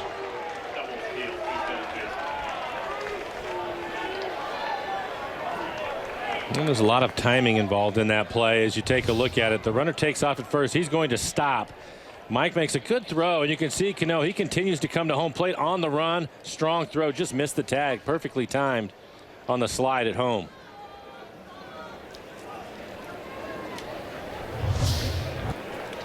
Runner at second, 2 outs, a 2-1 pitch here, and a 9-3 lead for Arizona.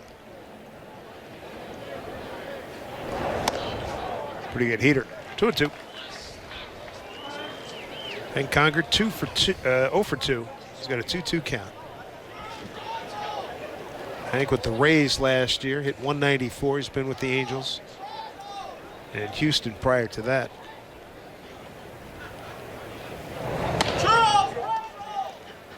Three and two.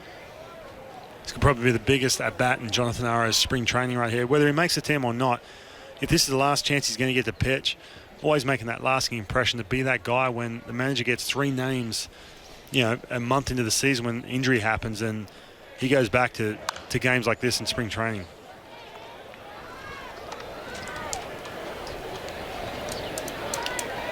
Pretty good depth they're going to have down at Tacoma. And what was the number last year? 13 pitchers, 13 starters. Yeah. That the Mariners had to use. Hey, boys, be ready. 2 out, 3-2 pitch. Strike 3 called. Got him. Another home run hit by the Diamondbacks. They've hit 4 today. And another run on a double steal. It's 9-3 Arizona.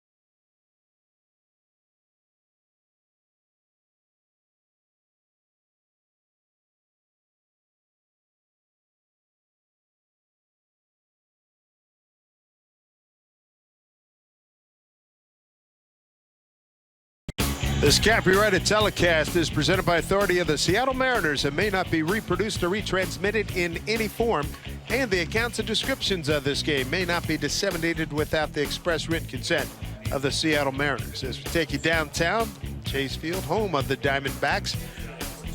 They open up on April Fool's Day, April 1. Start of the regular season upon us before you know it. J.J. Hoover takes over. Young man born in Pittsburgh, Pennsylvania. How yin's doing? Lives in Batavia, Ohio. 6'3", 240. 29 years old. Been with Cincinnati off and on since the 2012 season. Gene Segura, whale of a day. 2 runs scored. He's 2 for 2. He's 0-2 right now. Top of the order, Segura, Haniger, and Cano. Probably the last at bats we'll see from Cano and Cruz. Segura with a double to left and a base hit to center, plus a stolen base.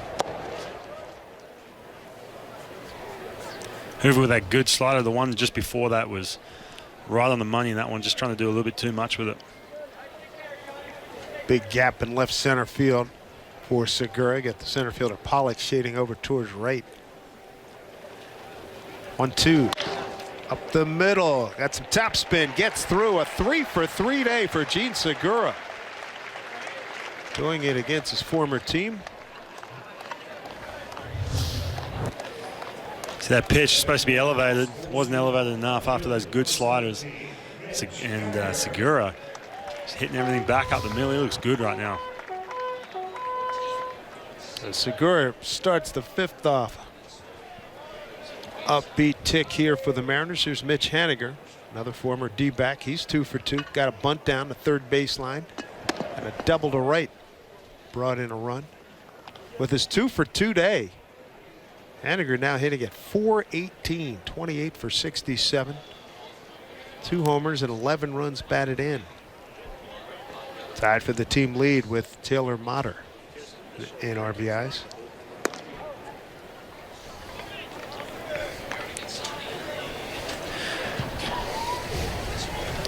Hoover with Cincinnati last year in 18 games, 1-1 with a 13.50 ERA. This one popped up. Negron has a play. See Greinke down here. You talk about spring training pitch counts. Just trying to work on, they got a couple guys I want to take a look at in the middle of this game in spring training. So right now he's down there getting that pitch count up, just trying to, maybe work on a different pitch or whatever and throw 10 to 15 down there, maybe in game situation. Got someone standing in the box like they're hitting, and you can see the bullpen coach, Mike Fetters, right there, talking about his change-up release point. Maybe something that he picked up during the game, and they're going to work on it a little bit more and get that pitch count up a little bit and get up in that threshold. You find those sessions very advantageous? No, I don't. You figure you've already spent it, you have nothing left, huh? I'm spent, yeah. Once I'm done pitching and the adrenaline's down and the competitive those competitive fires are done, I want to take it to the house and get my work in after the game. That's tough. I had to do that spring training a couple times. They said, hey, we've got to take a look at a few guys. Can you go down the bullpen? And really, for me, I didn't get much out of it, to be honest with you. Well, it's interesting. As you pointed out, Mike had that change-up grip. So clearly he saw something. And yeah, I would imagine in terms of psychologically, if you can nip something in the bud, correct something, it's got to be good for you. Yeah, and this is the time to do it too. Whether you're working on getting your pitch count up or not, right after the game while it's fresh in your mind and while your mechanics and everything's repeatable, get out there right after your outing and start working on it. Don't wait 2 or 3 days to get in the bullpen and work on it. Good count for Robbie, 2-1. Takes strike, 2 balls, 2 strikes.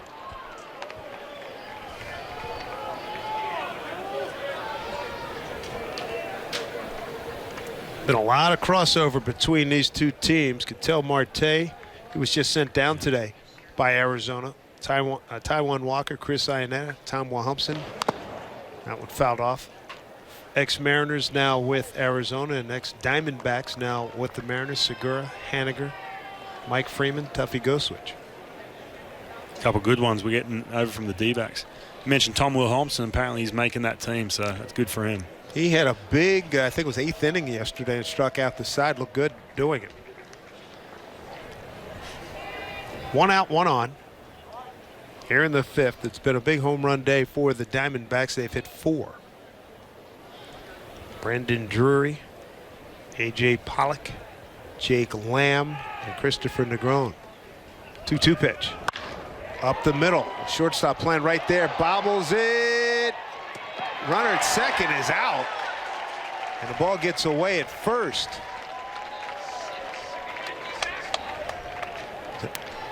Take another look at this.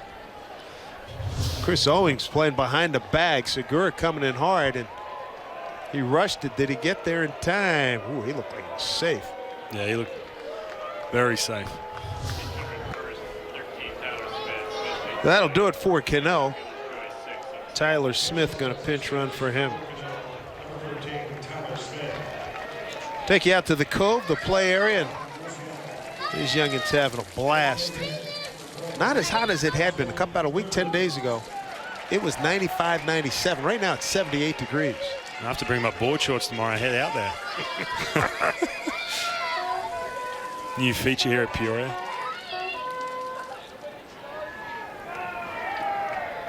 It's a 2 out.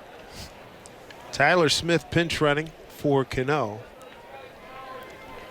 He reached on an E6. And here's Cruz.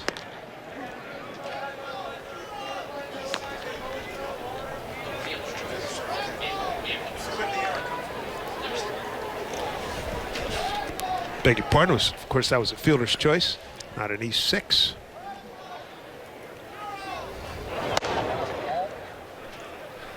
You know, talk about making a team. J.J. Hoover's probably in that situation right now where this at-bat could determine his fate right here, whether he goes to AAA or the big leagues. If you can get a big out right here, you got that out with Robbie Cano with a fielder's choice. And this is Nelson Cruz, one of the best power hitters in the game. Make a few pitches right, you can find yourself in a opening day bullpen. It's amazing the little things you do. You think go unnoticed, and then when all of a sudden you make the team and they come back and say, hey, well, you liked how you did this and did that. You're like, wow, you remember that? Breaking ball, paints the corner. Yeah, good little slider right there. It's a time right now we get 1-2 on a guy like Nelson Cruz. Now you need to either go up in the zone or bury that slider.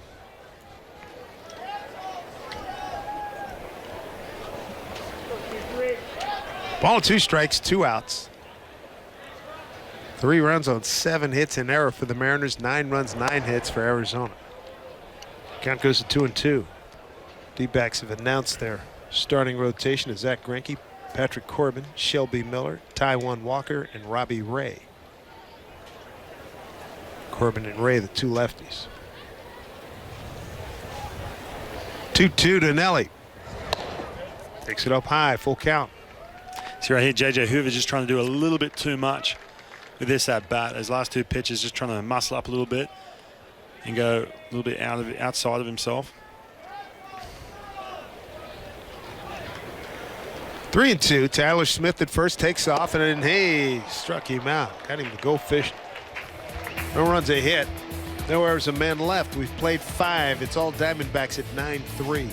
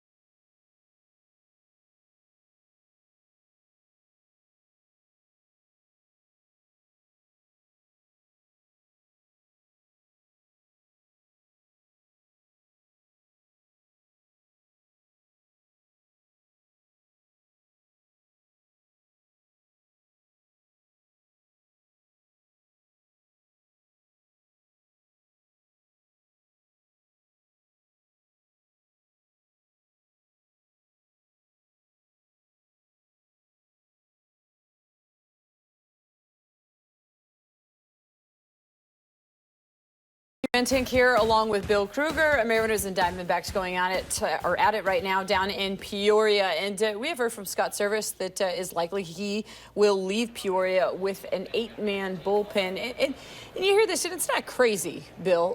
Just because the starters aren't going to go long, you're going to need more of these guys out there, right? Yeah, I think that makes sense at this part of the season. Plus, they're trying to figure out what they have. There's a couple different things working here. There's more focus on the bullpen. There's more one inning and see you in 2 days type of pitching. When you look at American League Baseball, there's not as a big a need. You don't have double switches. You're not changing pitchers. Oh, another That's not going to guys. happen.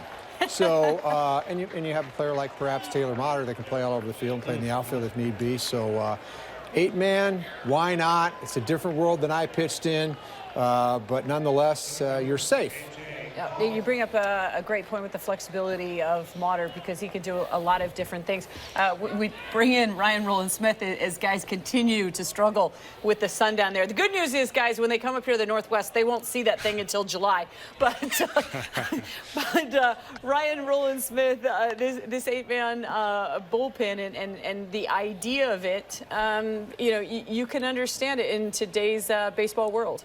Yeah, it has changed. Like Bill said, it's a different game. You look at some of these teams, the Yankees, the Royals, they have these super pens where they have 2 or 3 closers at the back end. But it's so important. You see Jonathan Aro pitching right now, able to go multiple innings. That's so important because when you're trying to make a team, you have to show versatility. He's showing that right now, and you're gonna have to have 2 or 3 guys who can go those multiple innings because the starters, they're 85, 90 pitches, and when you're just still trying to get a feel as a starting pitcher in April, you're going to get knocked around a little bit early on. You're going to have some long at-bats because you don't have that finish on your pitches like you usually do. So there's going to be some longer at-bats, some 4 2/3, a couple 5 2/3, and that bullpen gets absolutely used, pretty hard. And some of these teams too. I remember the Washington Nationals a couple of years ago were hot out of the gates because they're using that bullpen. They were using guys were in their roles and pitching back to back early on, and they start to burn out. So it's so important you can have those guys throw multiple innings and have that extra guy down in the bullpen, especially in April. All right, we get you back to Dave Sims. And again, though, I keep coming back to the fact, the flexibility that you have with Taylor Motter and what he brings to you as a skipper. Well, he brings a lot, no question. Here's a guy that brings it every day. Nelson Cruz joining us right now. Nelly, how you feeling, man? Doing good, guys. Thank you for having me on. You're very welcome. So you and Robbie come down with those head colds for over about the last 4 or 5 days? Yeah, fortunately, the good thing, we're ready to go now for the season. So we didn't want to get those, but if you get it, you're gonna get it early in the spring training. The window, we were talking about this earlier, the window of opportunity, this team is built for right now. You guys, you feel that sense of urgency, right? Yeah, no doubt. I think, last year we come up short, and no doubt we have way better offense than what we have last year. We have really good offense last year, but this year is even better. We got guys with a lot of speed, and they can cover a lot of ground outfield, and definitely we have better pitching also. Yeah, you got to like the speed acquisition up at the top, started by Dyson and Segura. Go ahead. Ryan Rowland-Smith is here as well. Hey, Nelly, you had the WBC this year, and do you think that helps your preparation going into the season, getting the juices flowing earlier? Yeah, no doubt. I think, in spring training, you come and you feel like you have to slow down a little bit because you pump up ready for the season.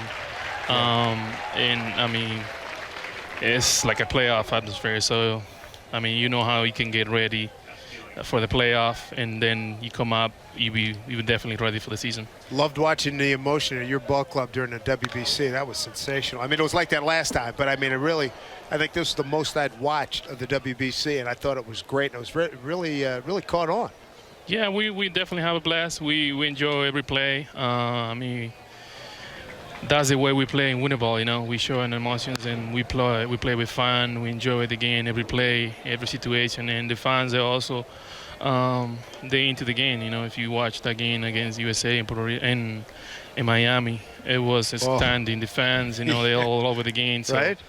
It was really enjoyable. Absolutely. When did you start your workout getting ready for this season? I was just wondering, knowing that you had the WBC coming your way. Well, early December. I had the injury in my wrist, so I had to let it rest. And then once I know that I was healthy and I can be able to swing, I was preparing to play winter ball. So I played 6 games in winter ball, and to get ready for the season. Here's David Peralta hitting one off the batter's eye for a home run. The 5th home run hit today by the Diamondbacks to make it a 10-3 ball game. And that is the 2nd hit for Peralta, his 3rd home run of the spring. 2nd RBI today gives him 13. Man, that thing got crunched. Go ahead, Ryan. You got a question for Nelly? No, yeah, Nelly. And just back on the WBC, is it something, we talk about the U.S. team having all their guys available. You didn't see Kershaw, you didn't see Bryce Harper. Do you, with your teammates from the Dominican Republic, do you guys call each other in the off-season and try and recruit other guys to make sure everyone's available? Yeah, I think, from 3 years ago, we started talking about it, because we definitely love baseball. We know how important baseball is for our country, as a player and also as a fan, So we have a lot of players that are also fans in Dominican and they want to play. You can only bring so many players, but the whole players that be in the big leagues, they want to go and represent your country. Well, it's a beautiful thing, no question about it. Hey, in your mind's eye, who's the team to beat in the American League West? Us. Okay. All right. And one of the things, as we look at the numbers, we've been talking about this during the course of our broadcast, the importance of beating Houston and the importance of beating Texas, because the Mariners are well under 500 against both of those clubs last year. Yeah, I think we had to worry about ourselves. It don't matter what they do. We had to take care of our business, and at the end of the year, we should come up on top and be on top. Well, Nelly, I'm glad you're feeling better. You and Robbie keep getting better every day as we move towards the season opener. And thanks for your time. Appreciate it. Thank you, guys. All right, Nelson Cruz joining us right now, and as Jonathan Aro gets the final out here in the 6th inning after giving up a mammoth home run to David Peralta. It's 10-3 Arizona.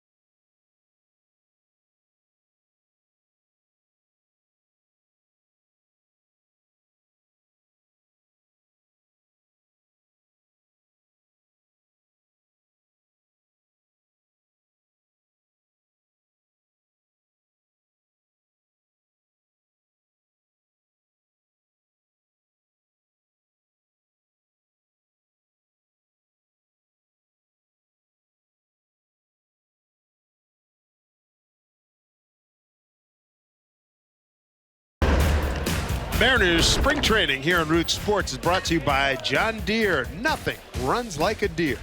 And by Northwest Motorsport. Trucks, and more trucks. Now in Puyallup, Linwood, Everett, and Tri-Cities. Tell them the Bone sent you. Good look at Lake Powell. Houseboating, very popular there. And Uncle and Lake Havasu, same there. A lot of things to do here in the outdoors, the great outdoors here in Arizona. Right now, the score not too favorable for the Mariners as they trail 10-3 to the Diamondbacks as we get ready for the bottom of the 6th inning. New pitcher is Andrew Chafin. First hitter, Danny Valencia. Slaps one right field. That's going to get down for a leadoff single. First hit for Danny today. It's 1 for 3, 13th hit on the spring.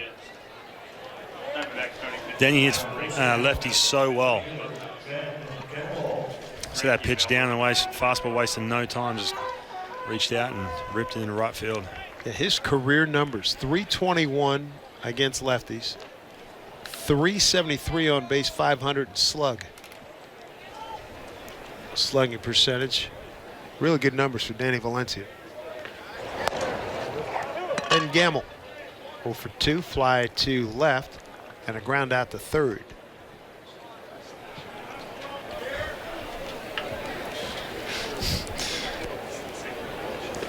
Chafin from the third base side of the rubber. Throws one in the dirt. Look at that stash. Look at that. If you want to stand out in spring training, that's one way to do it right there. Coming in with that mustache. Impressive. Chafin, he had a rough year last year. He's trying to change it up a little bit. Third pitcher today, Zach Greinke, started, went 4 innings, 6 hits, 3 runs all earned. Fouled off. Hoover went scoreless inning, gave up a hit. Ben Gamble, another guy competing for a job. He's putting really good swings on tough pitches. That pitch from a lefty up and in, able to put a good wood.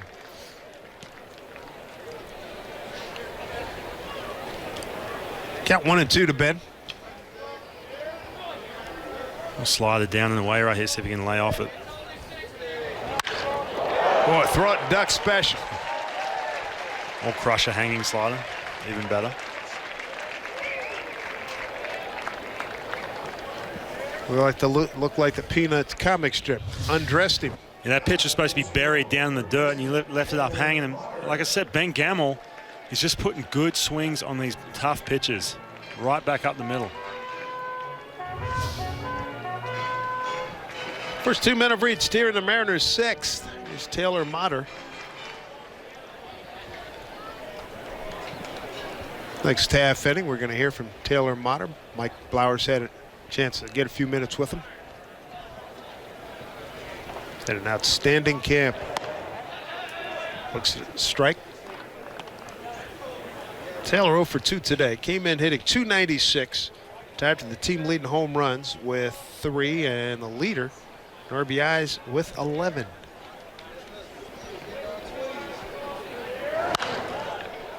Is that a play? Dan Altavilla getting ready to make an appearance. He's got services already called on Casey Fiend, Dean Kiekeffer, and Jonathan Aro. Just joining us, Felix Hernandez. Got the start today, and the skipper said he'd go 2 to 3 innings, and he went 2, and he was brilliant. Gave up 1 hit. It was a home run. He struck out 4. K'd 3 of the last 4 that he faced through 24 pitches, 17 for strikes. Yeah, it's fun to watch. I was hoping he's going to stick around for another inning. Got a long campaign in front of us. I hear you. Boy, I'd like to see him get deep on a regular basis. Yeah. 7 innings, turn it over to the pen. Every 5 days, you know what you're going to get. Jeremy Hazelbaker's the new center fielder. Raymond Fuentes, the new right fielder. Kevin Medrano is at second for Arizona. At the third, chance to go around the horn, and they do. Valencia moves to third.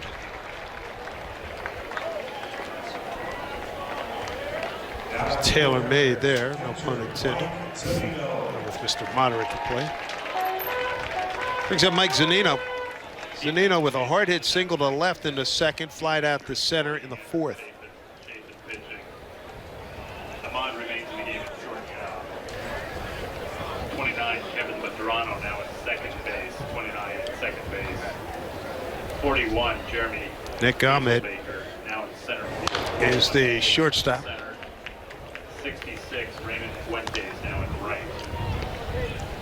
Again, Ahmad now at short, Medrano at second, Hazelbaker at center, Fuentes at right. Chafin Director of Media Tim Hevley letting the press box know about the changes, defensive changes of Arizona. That's a tough gig too in spring training. You know it. You get to know some names. Some jerseys with no names on the back. The guys coming over from minor league camp. That'll happen on occasion. 1-1 to Mike Zunino. Looks at a strike. Mike started the day team leader in slugging percentage at .788. 3 homers, 6 doubles. That first inning single is just his 3rd single of the spring. A lot of extra base knocks for him. 1-2. Fly ball left field. Good carry. Giddy up. Gone. Mike Zunino. 2-run homer.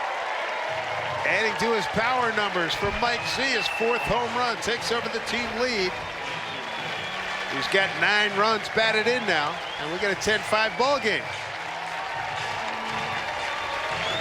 Off-speed pitch, Ryan. He punished it, didn't he? Yeah, we're seeing a lot of 0-2, 1-2 pitches being left out over the middle of the plate. Mike Zunino wasn't a great swing either. You can check out this swing right here on the replay. Wasn't the best of his swings, but he's got so much pop. You bet. That ball just kept carrying and carrying. Mike Zunino, he's a breakout candidate for me this year. I'm hoping he's going to do big things and be an absolute breakout player. I want to be one of the best catchers in the big leagues. Good to see that as Martin turns away. Ball 1. Good for Mike Zunino. Home run number 4, RBIs 8 and 9.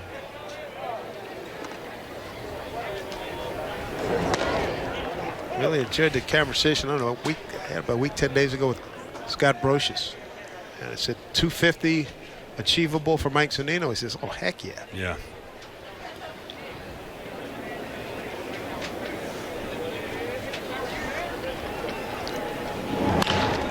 Sharply hit, but foul.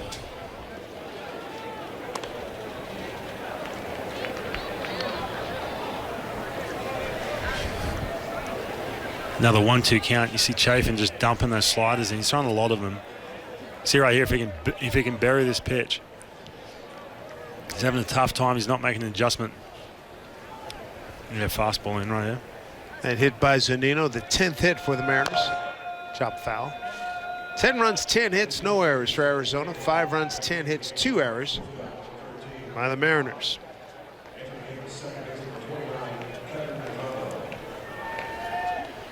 For the Mariners, that was the 30th home run of the spring.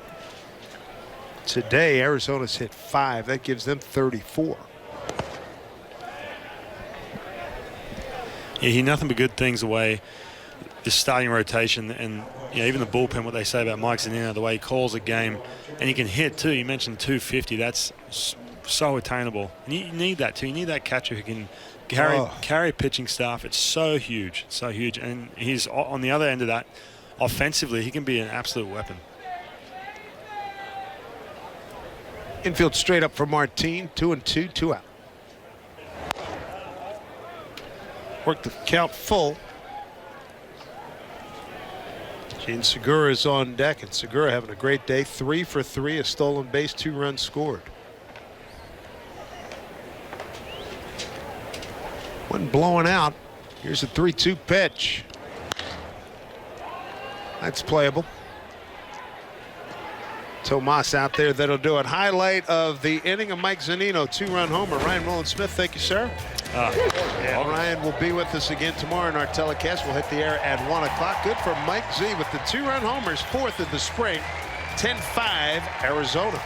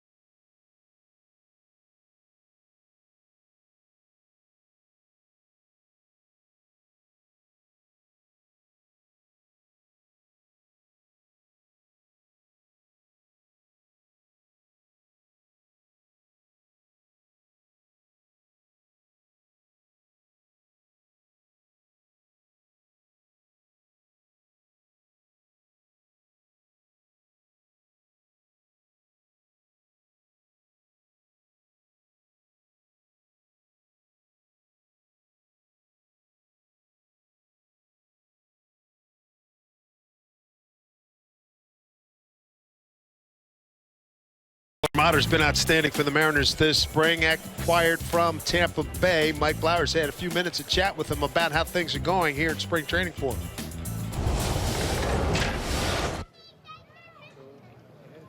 Okay, I'm here with Taylor Motter, getting towards the end of spring training.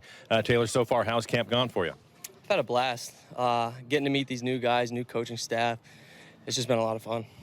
The other thing that I've been able to see this year is you've played all over the place. And I read a little bit from you last year when you got called up. You did the same thing, played some shortstop, some corner outfield spots. How has that gone for you? It's like riding a bike now. I've done it for so long that it's been fun, and it keeps me in baseball and in the game, really.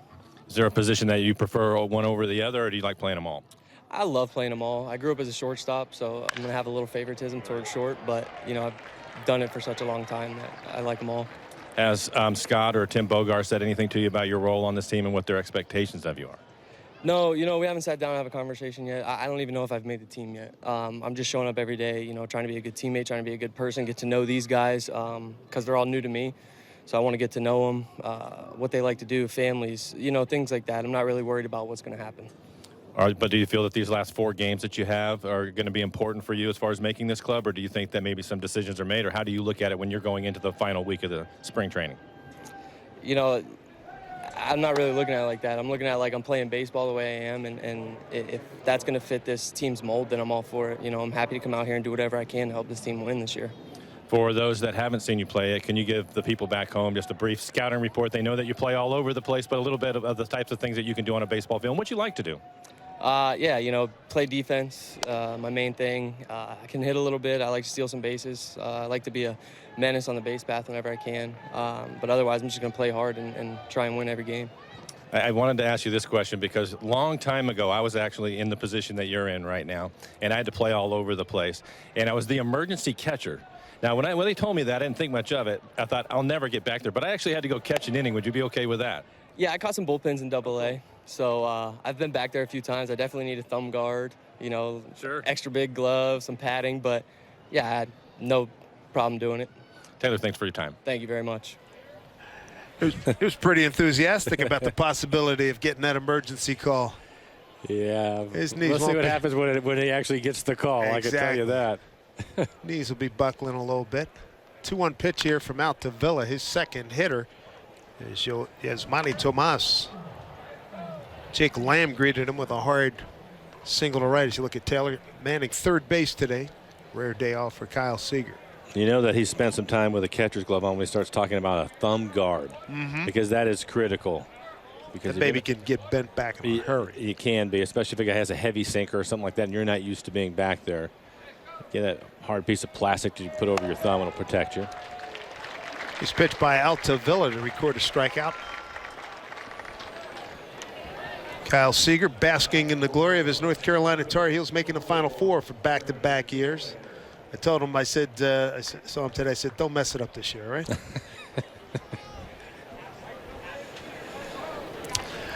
Of course, you Oregon fans and the Gonzaga fans thrilled to be in the Final Four. Oregon, first time since the first year of the tournament back in 1939, not 1839. And Gonzaga, after many tries, Mark Few and the boys have made it. And Oregon State made the Final Four in the early 60s.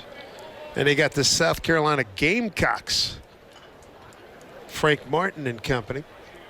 They're in the Final Four as well. Popped up, long run for Gamble. Is he going to get there? Yes, sir. Nice play.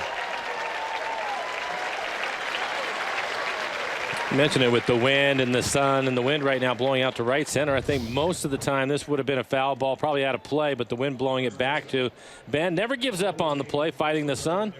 Pretty good running catch. Well, he's very comfortable out in the outfield with wherever you play him as the wind swirls. I haven't clocked it yet in terms of how often it changes, but it changes often. It's blowing straight out right now. 2 outs, a man at first. And Christopher Negron, 2 hits today. Won a 3-run homer. Off the fist, fouled back. Dan has a pretty good fastball today. That last fastball, 96 miles an hour.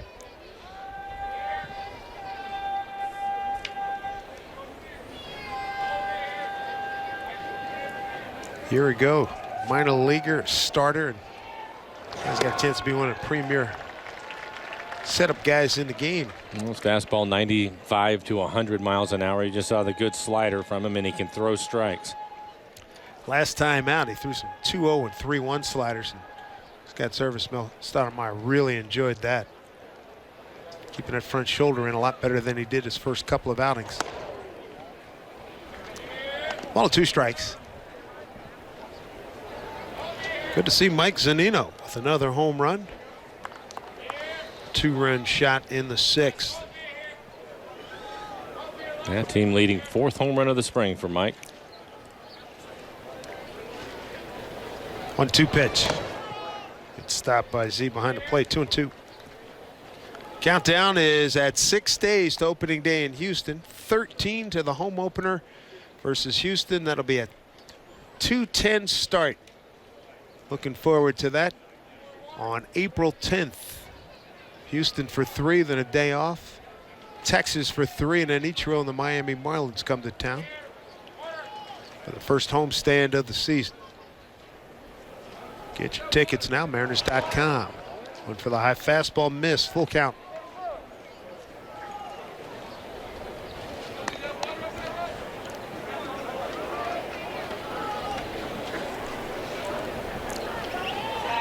Marty Harum, the pinch runner at first, to be on the move on this 3-2 pitch. And time granted.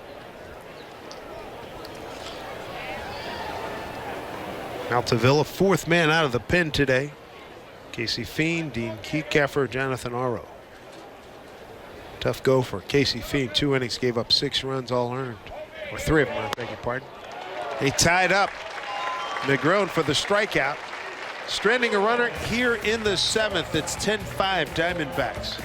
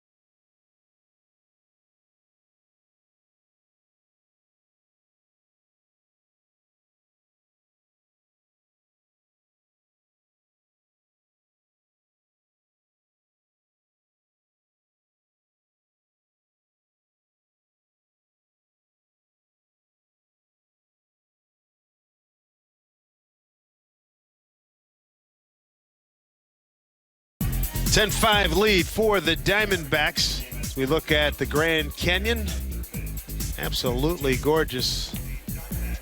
MLB TV Premium, it's back and better than ever. Watch every out-of-market regular season game live on over 400 supported devices. Plus, you get a free subscription to At Bat Premium, the #1 app for live baseball. Blackout and other restrictions apply. Visit MLB TV for details. So we welcome you back to Peoria Stadium at the complex here in Peoria, Arizona.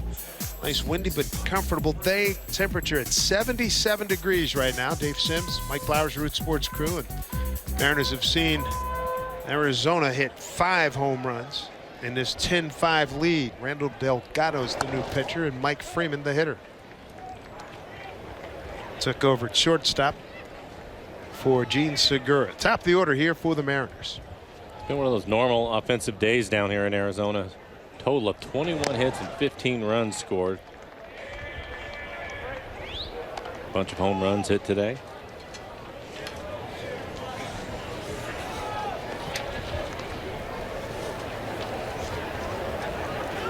Delgado appearing in his 8th game. No record, a 2.57 ERA.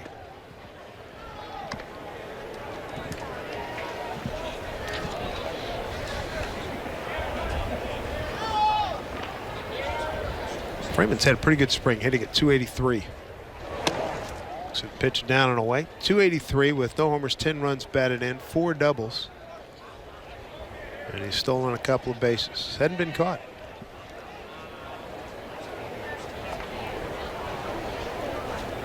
2-2 pitch. Swing and a miss, Gatting. So Freeman, K's for the 14th time this spring, 1 out. Here's Mitch Haniger. Bunt single in the first. An RBI double to right center in the third. Fouled out to the first baseman in the 5th inning.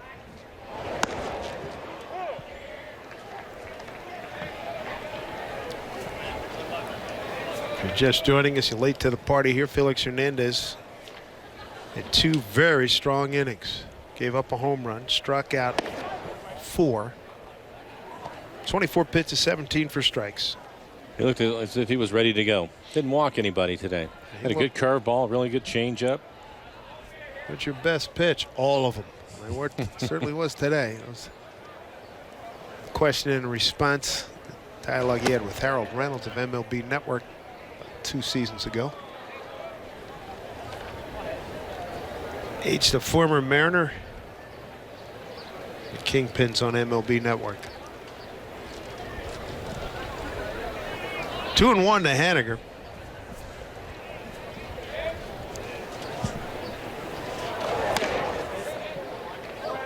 Three and 1 to count.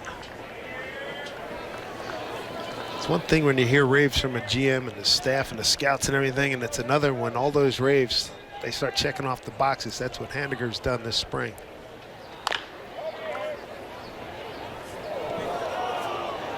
Got a full count. I think the thing that's been really nice to see from him is how consistent he has been every day. And he has pretty much played every day. There haven't been many days off for him. Has all the tools, can do everything. Run, hit for some power, strong throwing arm. Showed bunt today. Got it down. Good eye there. Work a walk with 1 out. They'll bring up Tyler Smith, who took Robinson Cano's place. And Guillermo Heredia, pinch run.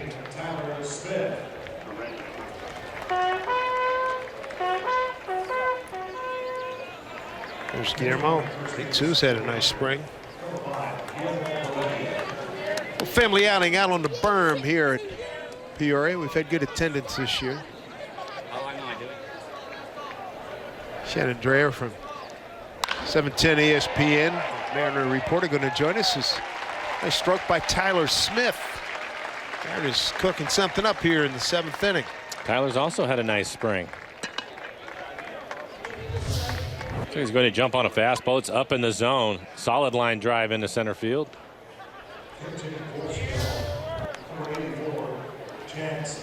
Here's Chance Mack, going to get a chance to swing the bat here. Chance Mack in his 4th game. He's 0 for 2 at the plate. Batting in a spot vacated by Nelson Cruz.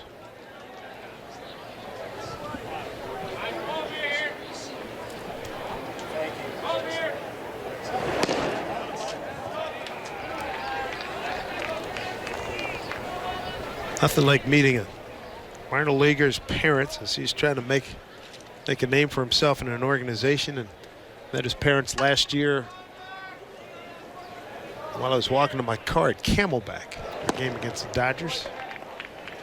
Did he get in that game? Mack, he did get in that game. Good. Young man from Miami, 26 years old, lives in Homestead, Florida now. 29th selection, 29th round selection back in 2013.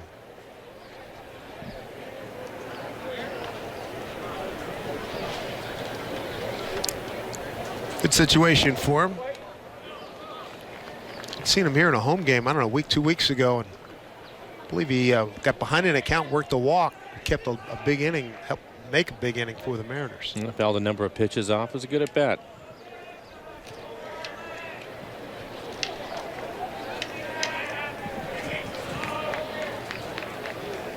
Hit .307 for Jackson last year.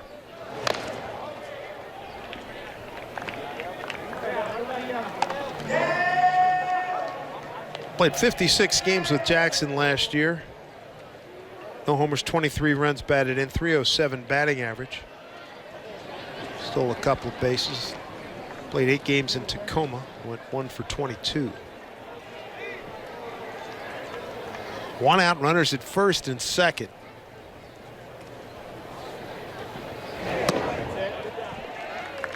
Good eye, 3-2. Struck out 41 times last year at Jackson, walked 32 times. He battles Randall Delgado. They're your Mariner runners. Heredia and Smith. 3-2 to Chance Mack. Slap foul.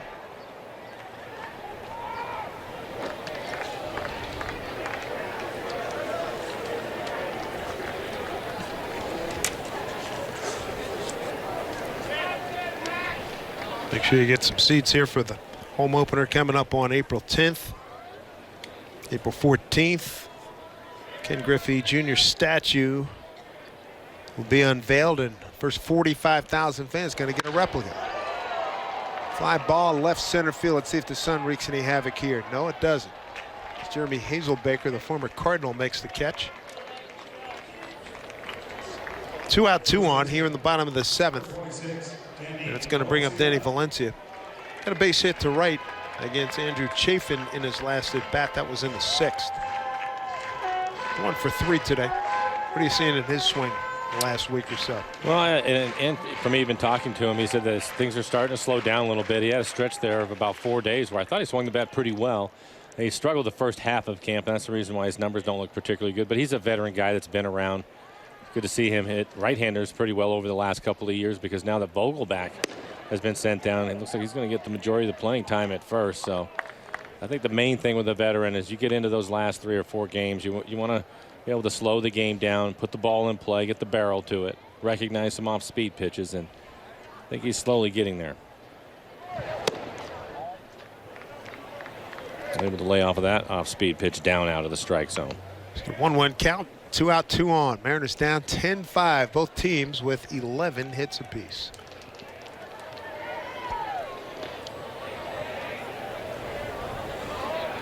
Infield played straight out for Valencia. Outfield not too deep. Ball 2 strikes.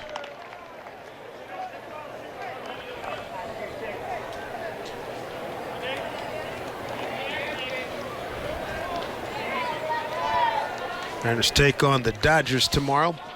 Pitching matchup, the starters will be Clayton Kershaw and Hisashi Iwakuma. Taking up high, ball 2, 2-2. Thursday's a day off. Friday, Colorado will be here. Final home game here in spring training. Drew Smiley and Paxton scheduled to get some action, and then we'll wrap it up Saturday. It'll probably be a major cast of minor leaguers for both Colorado and the Mariners over at Salt River Field. As it usually is. Boys try to keep it under 3 hours. They typically are being a little more aggressive at the plate on that day.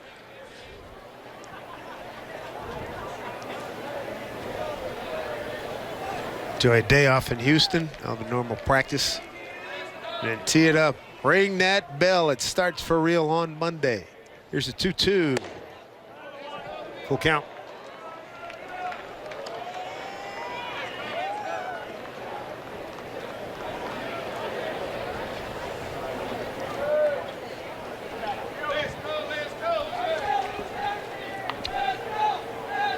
A lot of room out there for Valencia. Wen now favoring going left center field. Runners will be on the move. 3-2 pitch. Breaking ball. Hit the other way behind the runner. That'll plate 1. Here comes Heredia. Smith digging for third. He'll get there. So Danny Valencia, 2 base hits to right in his last 2 times up. Makes it a 10-6 ball game here in the 7th. Nice job by Danny picking up RBI number 7. And that's a little bit of what I was talking about, recognizing the breaking ball. 3-2, you're going to cheat early in spring training to get to the fastball, but he gets a 3-2 breaking ball. He's able to stay on it just long enough, and that pitch is probably just off the outside corner, a little too close to take. And he goes the other way with it to pick up a base hit and an RBI. Brings up Ben Gamble. Here's today's total attendance, 6,546. 6,546. Announced attendance 6,546 here at Peoria Stadium. Gamble slashes away, fouls it back. Ben today 1 for 3, single to center back in the 6th.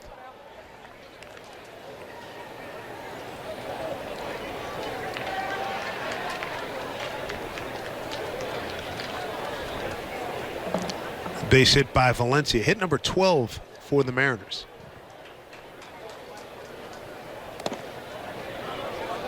Nice stop by the new catcher, Michael Perez.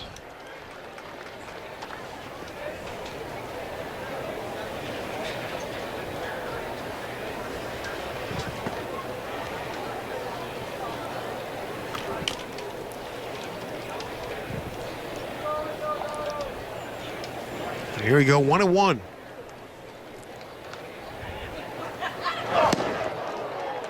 All 2 strikes to Gamble.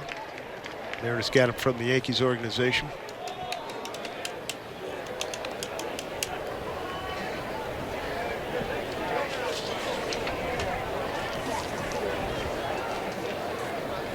Delgado in his 8th game with Arizona here this spring. 1-2 pitch. 2-2. Delgado having to throw a lot of pitches, 30 pitches here in the inning. Fastball command has not been the best. He's trying to get to his changeup, but that's difficult when you're constantly behind.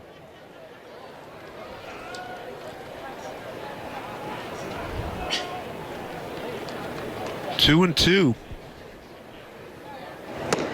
Strike 3 called. That'll do it. RBI single, Danny Valencia. Mariners get a run on the board. They get a run on 2 hits. The Warriors leave 2. To the 8th inning we go, 10-6 Arizona.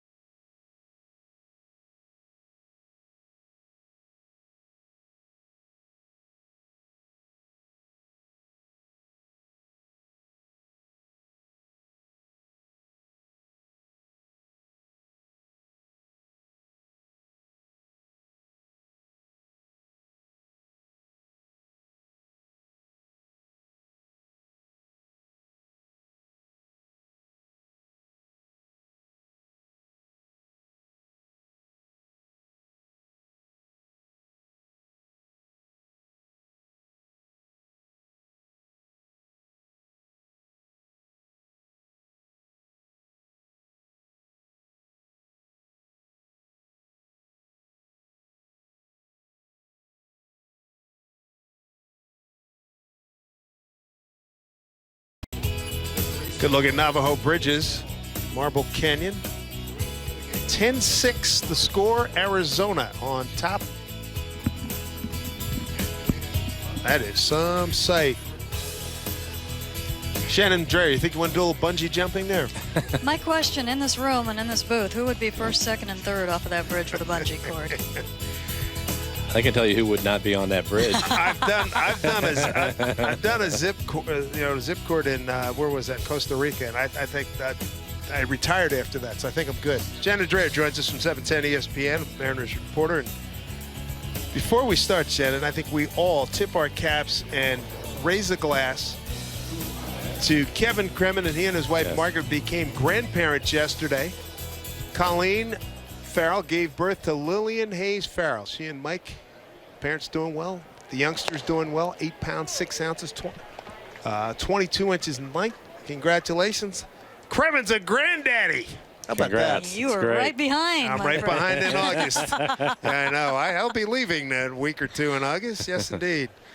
Good to have you over here, Shannon. What you had a chance to talk to Mr. Gerard Dyson, who's working his way back. As we look at Joe Pistorizi, the new pitcher for the Mariners, working his way back from a little bit tight hamstring. Yeah, a little bit of discomfort. He thinks it's has to do with some tightness that he's had in his lower back. So they've really kind of backed off of him. He had some days off. And yesterday he got 10 at-bats, not in one minor league game, but 2. He jumped fields to get as many at-bats as he could. I like it. Yep, went 6 for 10 with a bomb, as he pointed out. And, baby. You know, those are really fun to watch. If you're ever down in spring training, anytime you get a big leaguer or on a backfield with the minor league teams, it's very different. So I've seen Felix pitch games down there, and he'll have family members down there yelling at him, and it's just totally a different, you know, you might have 40 fans, and if you have a hitter down there that's kind of working their way back, you'll see them start every inning, which is obviously something. Edgar used to do that all the time, Mike. And then they might not run, and he didn't run. He had a pinch runner for everything, and then today he tested the legs. I don't believe in a game. I think that was just out on field 1. He said everything felt good. He's hoping to get in the Cactus League game tomorrow. Good. It is good. Yeah, I mean, we're looking at him for 145, 150 games, perfect world. Which is something new for him. Exactly. If you look at it, I believe it's 83 games is his the most he's started in the big leagues in a season. So this is physically going to be an adjustment for him. Just over 300 at bats, and all of a sudden you start talking about 455. That's a big jump. Now, talking to him, he wants to do it. He's excited about the opportunity, but we'll have to wait and see how he feels as the season moves along. There's Nick Ahmed knocking one down into the corner, plating another run, 11-6. You had a chance to talk to Mr. Cano in the clubhouse. How's he doing? He's kind of hoarse still. Did anybody talk to him this morning? I saw him this morning. Barely get it out. Quite a voice. He sounded like maybe in an old jazz club. He would have been the announcer years and years ago. Maybe a little Louis Armstrong going with him. It was kind of nice for a day, but you'd like to hear him back at full voice. He said everything felt fine out on the field. It was good to see them because a day ago I wouldn't have thought we'd see either of them today. They really struggled for a few days, but both Nelson and Robbie pointed to, you know what, we got so much work in the WBC, and we're good to go. Right, I was wondering that today when I was watching them, Shannon, because, I mean, you look at the World Baseball Classic, especially for their team, a lot of energy is spent. They're a really good club. They were trying to win the games, do the best job that they can, very competitive, and then all of a sudden you're back here with the regular season a week away, and then you fall ill. What else do they have to do, and how are they going to get through these next 3 games? Well, and you know, it's like emotional letdown. Right. Probably. You don't know it until you've gone through it and you've come to the end, and then everything comes to a stop. And yeah, because typically you're down at this point anyway. You're ready to get out of here, much less have all that, right? Here's a 4-hour game, boys. Gee, thanks. Yeah, it's nice to see the varsity back. It really is, you know, to have these guys back. And we had Nelly on. I'm sure you talked to Nelly. I said, who's the team to beat in the American League West? He said the Mariners. Well, he pointed that out in the WBC after his big home run. Have you ever seen a better baseball team than, well, maybe the Mariners. Yeah, gotta love the confidence. And the other thing, when we were talking to Scott this morning, he talked about how the guys are ready. I mean, they're out there talking it up, and hey, let's not fall short this year. You know what? When we were waiting to go into Scott's office, they were having one of their hitters meetings in the coaches' room right across the way from us. And the Mariners hitters meetings are different in a couple of different regards. One, they do them before every game. Most teams will do them before a series. And 2, they are more player-driven than they are coach-driven. And, you know, the part of the reason is it's better to get your information the day before than be kind of thinking back to what you were told 3 days ago about the third starting pitching that you might be facing in a series. And the other is there's a lot of thought to just getting guys together before they go out in the field and playing a game. There's a lot to be gained from that. And it was one of those things, and we saw a lot, like the morning meetings that they had in spring training where they had the field trips and whatnot. We kind of looked kind of sideways when we heard they were going to do that. Well, good luck. We'll see if it plays. Well, the players wanted that. The same thing with the hitters meeting. They were kind of given the option last year, is this too much? And the hitters said, no, we want to do this before every game. So they had their first hitters meeting today. And, Dave, when they came out, they were all chirping and talking, Yeah. and I mean, they had life in their step, and it didn't look like it was the last days of spring training. They're ready to go. It looked like they had filled up a telephone booth. I mean, guys just kept coming out, you know. It was unbelievable how many guys were in that meeting. And what was great is, of course, there are still some players that are up in big league camp who will not make the 25-man roster, but those that came out, you know, any of them could at this point. There's not a spot for them, but I think you'd feel pretty good about just about anybody who's here right now, and you'll see them at some point of the season. 2-1 to Medrano. Now 3-1 from Joe Pistorici. At this point, Shannon, with everybody you've talked to, do you have a feel for how many they're going to take in the bullpen? Well, I think it's going to be 8. I think it's going to be 8. Yeah, that's kind of heard a little bit about that early on in camp, and Scott Service was kind of wavering on that, but he all but definitively said yesterday it'll be 8. Now the question is, which 8 will it be, and will we see a surprise from Jerry Dipoto in the final days of spring training, much like we did last year with Nick Vincent? I had one person say, don't be surprised. Not expecting it, but just don't be surprised. It's Jerry Dipoto. Come on. It probably happened during dinner, too. Yeah, right. I keep asking about, I'm intrigued by Pazos. Do you think he's got that second lefty spot?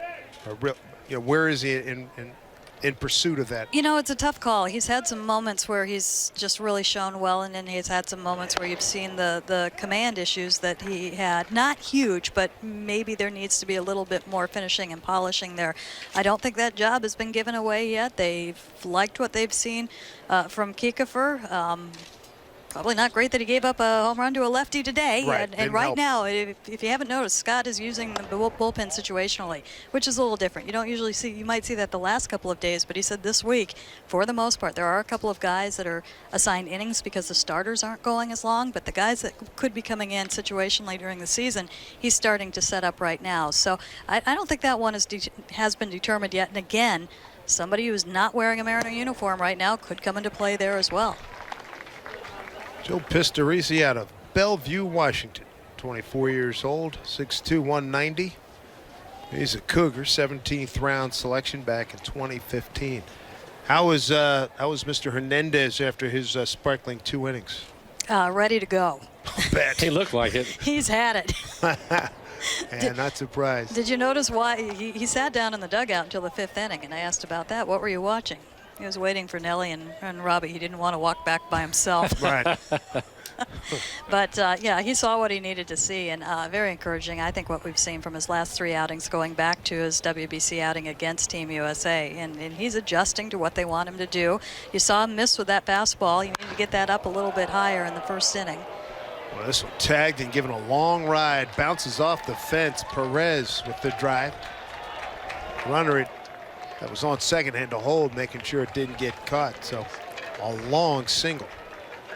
But we've seen him check in with all of his pitches this spring. I think the velocity is up a little bit for him, especially for spring. We've seen him pick up some, I think, in April, and I think he's kind of where we've seen him normally mid-April, right about right now. And we've seen him mix it up better, and that's something that they've really wanted to see him do. And then again, try and get that soft contact. Don't try and strike everybody out. Don't try and get too nasty out there. And I think he's had enough positive reinforcement to have a little bit more solid buy-in with that. Yeah, he likes that. I had a conversation with Mel and just watching him. Mike and I were talking about what he did against the Giants, indicative of him buying into that whole thing. Fly ball right field.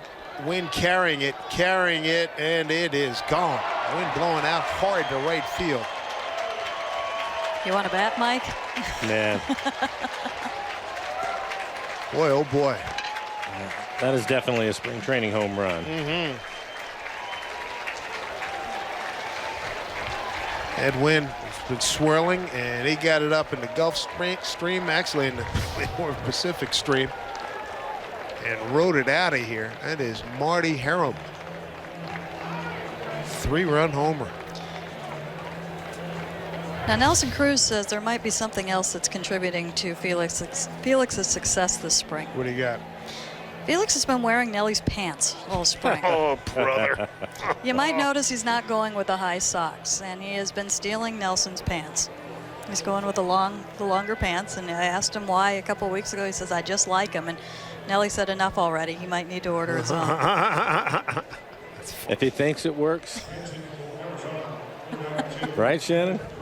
You know how that works. What's the latest on Cishek? What's the latest report on him? He has been progressing very well. He's throwing bullpens right now. They are sitting down and mapping out a schedule. He's getting close to the point where they can kind of map out what his outings are going to be, and they're going to try and get his spring training outings as far as number of appearances, hopefully 6 to 7, which will have to be done, maybe a couple up here and extended, and then some in the minors.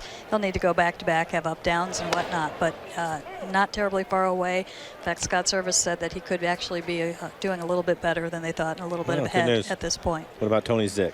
Tony Zick, it's tempting. You saw him the other day. There's some good stuff there.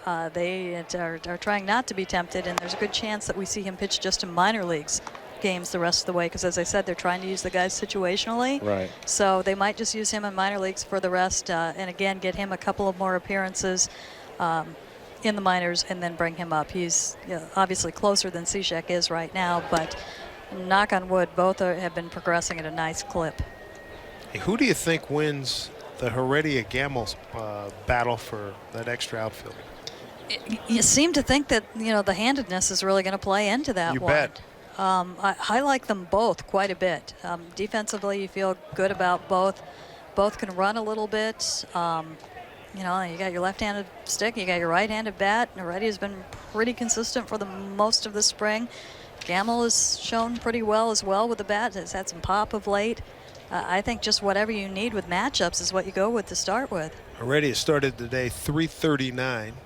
And Gamble at 263, but Nino's got to play. Nice job.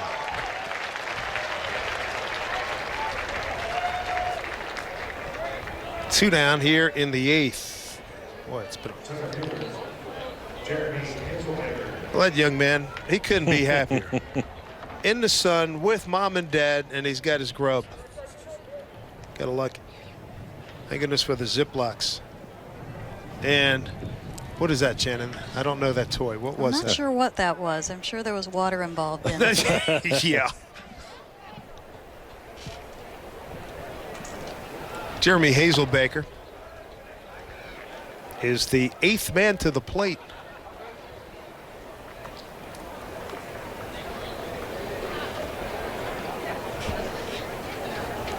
Not sure who 93 is out in the pen right now, but he's got the socks like Cishek and he's a little side arming too. Jack Anderson. Thought, Mike, that was a trick question when you asked me about Cishek a minute ago. No. Boy, you're right. The similarity's unbelievable. How about that? Wearing the stirrups. Distance, yeah. And then when you watch him throw, what? Little tuck. And then coming from down under. How about that? He's a little bit lower than Cishek. Wow.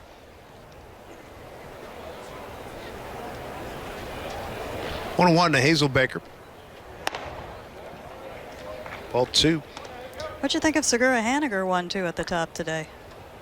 I thought it was interesting, and I've seen it a couple of times. Haniger hitting second, which is something that Scott Service has talked about, it's an interesting thing to see where he's going to go with that, if it's against lefties, if he's going to move him up in the lineup. But I like Haniger in that spot. I think it's something that could work for them. I just like Segura in the lineup, period. Look, Scott was even talking about Segura, and you remember this, Shannon. He was concerned that he wasn't playing as much in the World Baseball Classic as he wanted because he needed him ready, but he seems to be squaring everything up right now. I don't think it bothered him at all. He did a tremendous amount of work in the offseason, much of it with Robbie Cano, and it just seems like he hasn't missed a step at all. 2-2 pitch. Trying a full count.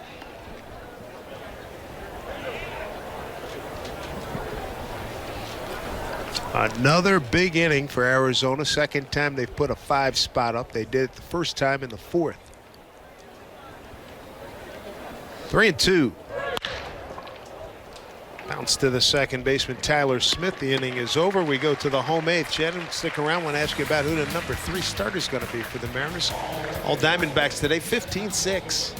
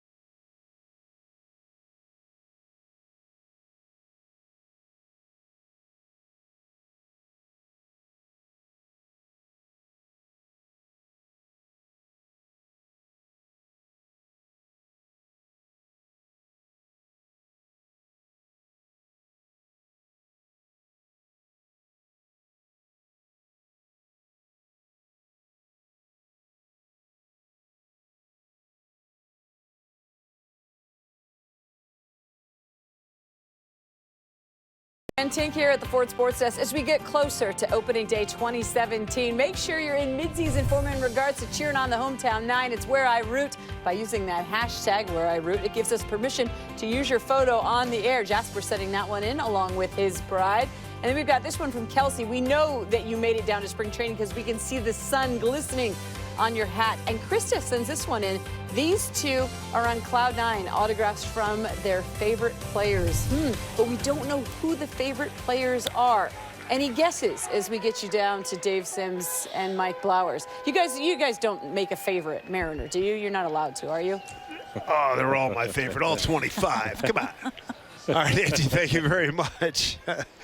Taylor Motter going to lead it off against veteran left-hander T.J. McFarland, who spent the last 4 years with the Baltimore Orioles, putting up a 12-7 mark over those 4 years, a 4.27 ERA. Motter today is 0 for 3. Ground out, foul out, and bounced into a double play. All right, Shannon, who's going to get that the number 3 pitcher in the rotation going to get that home opener? And we're going to see what Smiley and Paxton the next day or two. Smiley and Paxton are going in the same game. They're going on Friday. Colorado here, yeah. Both are scheduled to throw 3 innings in that game. They are backing off the starters in their final starts. And it's going to be Paxton in Game 3 in Houston and then Game 1 at Safeco Field, which he is looking forward to. I remember talking to James at the end of the season in Houston. He would have been the pitcher that started the next game had there been a game 163, be it a play-in or a playoff game. Right. And he was fired up and he was ready to get back to work and prepare for that. So he likes the big stage. It'll be fun to see him in that environment. They could switch things up, and there's, I think, a good chance they will. You've got your lefties together, and that's not always optimal. But they have that off day after the first 10 games, and they can flip Paxton and Kuma at that point. What in terms of the way he carries himself, what changes have you seen in Paxton since he first got here? Since he very first got here, a ton of changes. It's been fun, and I think as much as any pitcher that's come through here, you've really seen him go through the process of everything. He got here and everything from who he was as a pitcher to who he was off the field. He wasn't very comfortable in dealing with the media when he first got here, and that went on for a few years. And now, he's almost a go-to guy when you need to talk pitching or anything like that, and that's fantastic.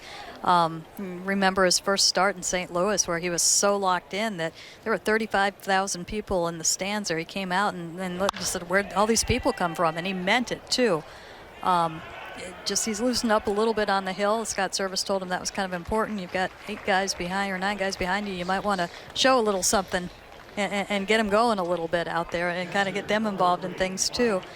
And you look at the pitches, he reworked the delivery, the adversity that he's faced with, just nagging. They had to be infuriating. Oh my goodness. Injuries that he's gone through with that. Off-season plans. I mean, just losing 2 off-seasons to just relentless work. He's been in Seattle the last 2, possibly 3 off-seasons, and just at Safeco Field every day, working to get better, stronger, to stay healthy. Just such an evolution with him. And to me, you look at him, he just seems like he is the complete pitcher now in all aspects, and it's just a matter of health. Well, I think that you're right about that, Shannon, because if you look at his pitches, he was, especially for a left-hander, consistently throws the baseball harder than any starter. You just don't see it. There's nothing like him that's out there right now. Do you think that he's ready to take that next step? And what I mean by that is be a dominant pitcher, take your 30 to 32 starts, and put those kind of numbers up. And I think that's the difference. When I talk about more comfortable with the media, when I talk about he was fired up for that game 163, whatever was coming next, yeah, I think he is. And I think that it's really been a process. And I don't think it's a matter of it anymore being just how am I going to get through this season? How are we going to get this team through the season? I don't think it's just him. I think, he's part of everything around him right now because he knows who he is as a pitcher. He knows what he's doing out there. So I do. Another thing he's had to fight, Mike, is he's very intense into the video, and he's pared back on that. He's not doing as much in that regard, that he could kind of overdo it with all the information that they have available to them right now. No more paralysis by analysis, huh? Yeah, I don't know how often it happened, but I think it did happen sometimes. And Yeah. it's not, trust in your stuff. Go out there. As Mike said, you're throwing like nobody else left-handed right now. And then the other one for me is Edwin Diaz. Scott thought that this experience for him was going to be really good. How do you feel about it, and what was your conversation with him been like? Oh, my gosh. Edwin, I think we thought was much more unassuming than he was when he first got to the big leagues. He's fierce. Yeah, and I think he was last year, too. I just think that he was kind of holding back on it a little bit, knowing his role, knowing that he was just up from Double-A, and he wasn't going to show too much of it. And even when he got to camp before he went to the WBC and was noticed, I think you saw that a little bit. I think you saw a little bit more attitude. I think you saw a lot of confidence in walking around in the clubhouse. He has it out on the hill. There's no question about that. Right. But even in drills, going up to veterans and slapping them on the back with a couple of words here and there, he's ready to be the guy at the end of the game. There's no question about it. But it was so fun to watch him in the WBC and so fun to see the national reaction to him. I remember somebody tweeted something about him throwing fire and nasty, slider and all this, and I retweeted it. And I'm like, really? Yeah, that's very impressive, no doubt about it. The other day when I was on radio with you guys, listening to your interview with him, you could hear the passion. I mean, it was it was just rapier-like. It was really good, very sharp, ready to go. He really wants to compete. But I think it was funny also that he came back and the first thing he did was dye his hair back to black. and to him, that's, no, I'm with the Mariners now. Now I go to work with these guys, and this is what we do, and this is how we get ready here, So I thought that was kind of interesting as well. Well, not an issue I would have had to ever deal with. Dye the hair back. Ball and 2 strikes here to Mike Freeman. 2 out, man aboard. James Ramsey pinch running for Leonis Martin. Coaching staff seems to be very comfortable with itself. I know I talked to Scott about this. One of the differences starting this year as opposed to last year, where everybody, they know their role, they're comfortable with each other, and it's a very good group. It's a good dynamic. Yeah, we saw that last year. I was so glad to hear everybody was back, and the addition of Scott Brocious, who fits right in. Just really great balance that they have throughout. Good to see Casey Candale over at first base. I don't know if you were in there when Scott gave us the memo the other day, but Casey, and he sprinted out there, I noted, did the analytics that he will make, I think it's 834 sprints to first base this year. He calculated every time he'll be going from the third base side dugout to first base, and let everybody know. When Scott dropped that one on us from the boys upstairs, I was like, really? Come on. That was funny. All right, Shanna, good to see you. Thanks for coming over. We appreciate it. All right, guys. That'll do it for the Mariners here in the 8th, 9th inning, coming up 15-6 Arizona.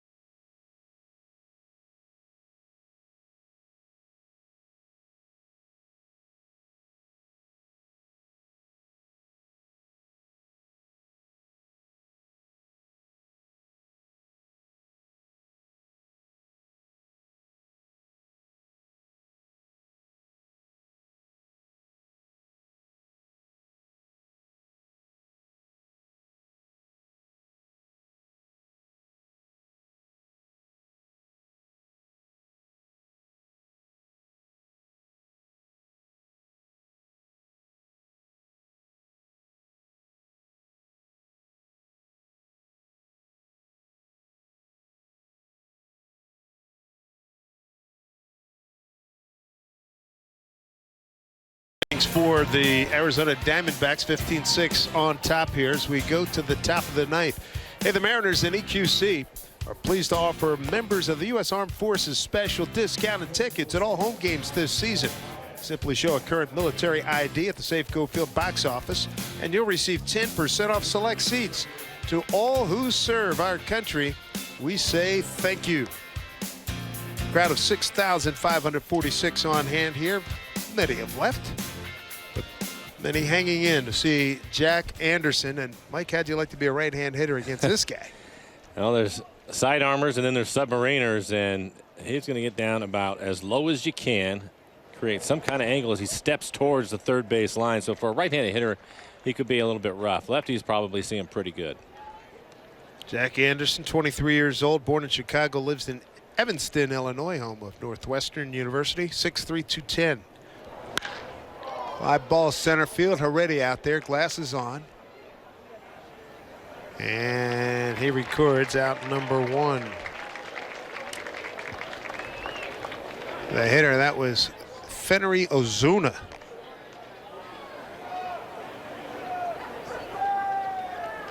The one away. Stuart Himes will be the hitter now. Jack Anderson, let's see, Peoria last year, 16 games, 3-1, a 1.89 ERA. 19 innings, 19 hits, no homers, 2 walks, struck out 18. Played 2 games with Everett Northwest. 2 games, 2 innings, 1 walk.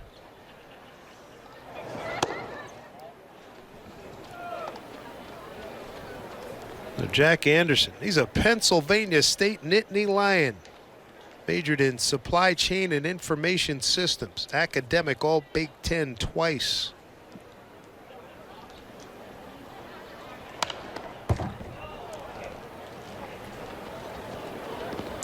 Not every day you see a Penn Stater in the major leagues. Generally, you're going to see those guys become professional athletes, of course, going to be in football.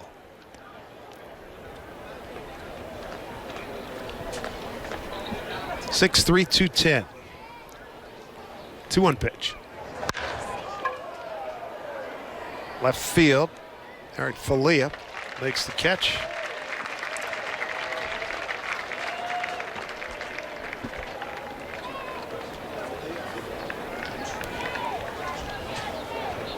So a couple 5 balls. These folks enjoying the sunshine. Comfortable 77 degrees. Countdown to opening day, 6 days now. Be in Houston on Monday, and then 13 days from the home opener against Houston. A 2:10 start in Seattle.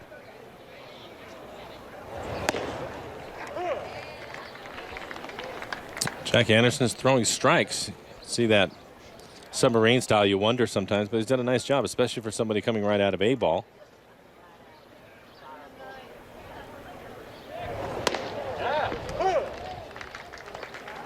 Ahead 0-2. Nick Ahmed is the hitter. Came on as a pinch hitter. Reached on an error and doubled in a run. That was in the 8th inning.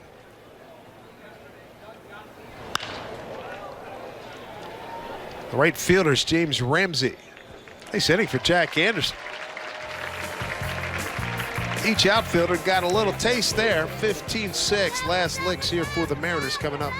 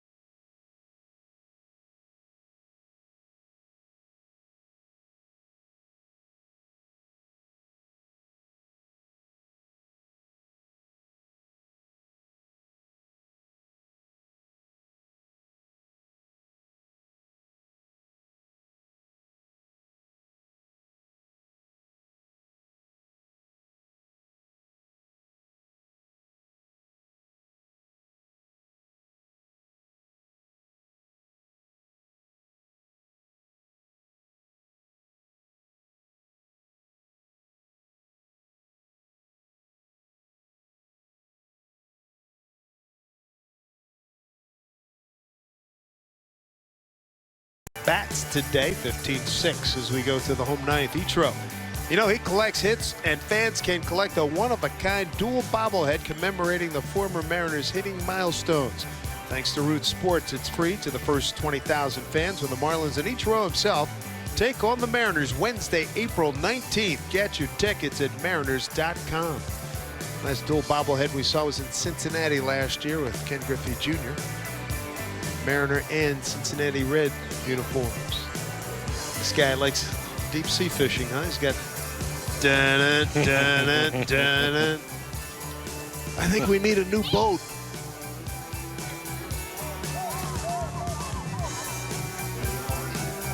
All right, the second, number 77 to get into the game for Arizona. This is Caleb Fleck. For Caleb Fleck, it's his 4th game. Rally caps. See if they work here. Guillermo Heredia will lead things off.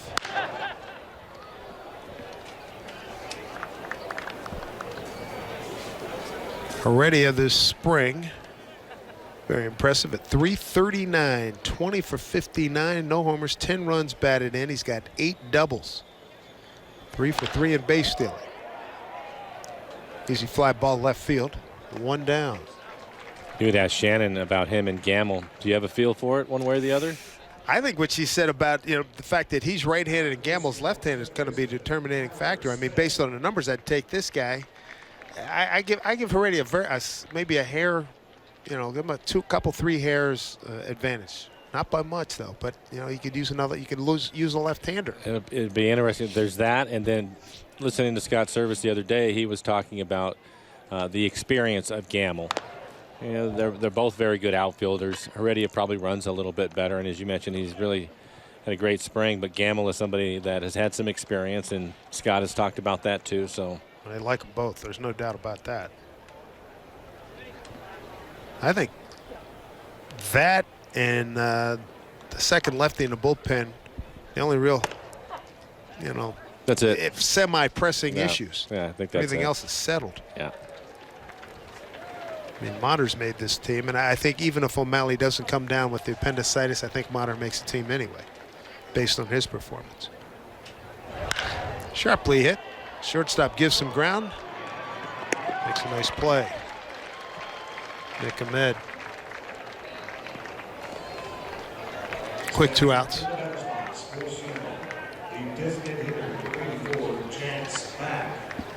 Second time up for Chance Mack.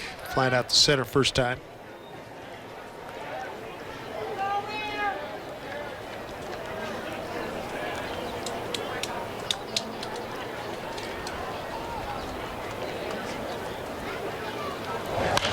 Fouled off.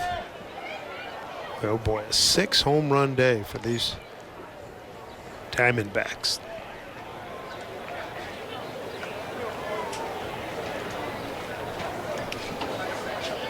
Mariners crossover this year is the National League East. We see the Phillies, the Mets, Washington, Atlanta, and Miami. Get a home and home with Philly. We go to Washington. Mets come to us. Florida comes to us, and we'll go to Atlanta in August.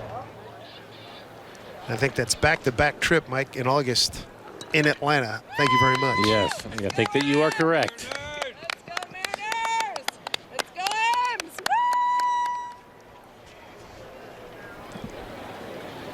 Woo! 2-1 here.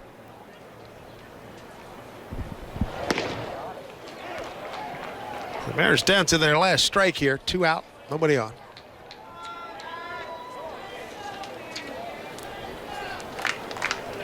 Caleb Fleck, 5th man out of the pen today.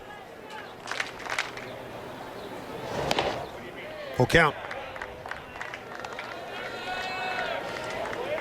Kyle Waldrop's on deck if Chance Mack can keep this game alive.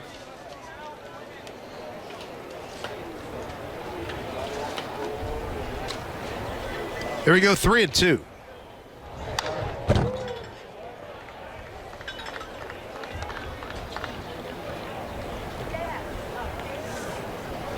like his mindset. Don't leave it in the hands of the umpire. Swing the bat. And we've talked about it throughout the spring.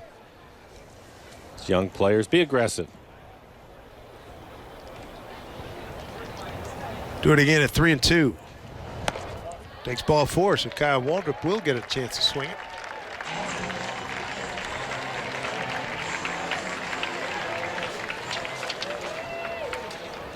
Kyle Waldrop hitting at 123 for 25, a homer, 4 runs batted in.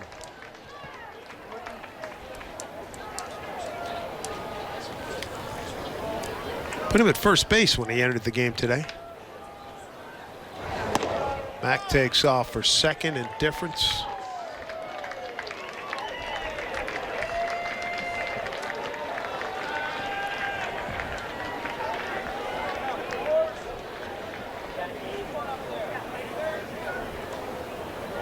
Wind blowing out hard to right center. Breaking ball for strike.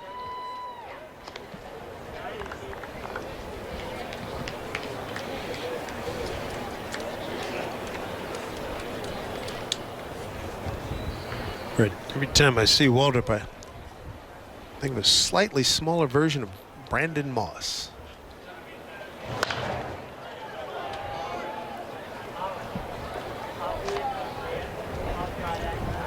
So again, Mariners down to the final strike, 1-2 the count here.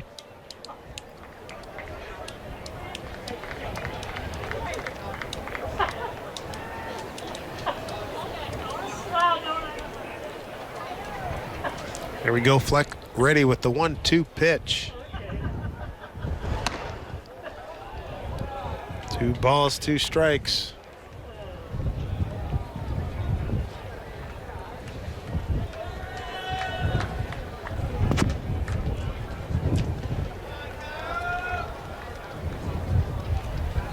One of the things the Diamondbacks want to improve on this year is their pitching. It was bad last year. Swing and a miss. That's your ball game. Highlight of today, Felix's 2 innings. Mike, he was outstanding. 2 innings, 4 strikeouts. Didn't walk anybody. He looks like he's ready to go, so that's a good sign for the Mariners. It's also nice to see Cano and Cruz back in the lineup. They've been under the weather in the lineup today, so that was good to see. And Mike Zunino really having a nice spring, including his team leading 4th home run this afternoon. We invite you to join us again tomorrow with the Dodgers coming to town. Good starting pitching matchup. Iwakuma against Kershaw will be on the air at 1 o'clock. First pitch at 1:10. For Shannon Dreher, Ryan Rowland-Smith, Mike Blowers, and our entire Root Sports crew, I'm Dave Sims. So long, everybody, from Peoria, Arizona.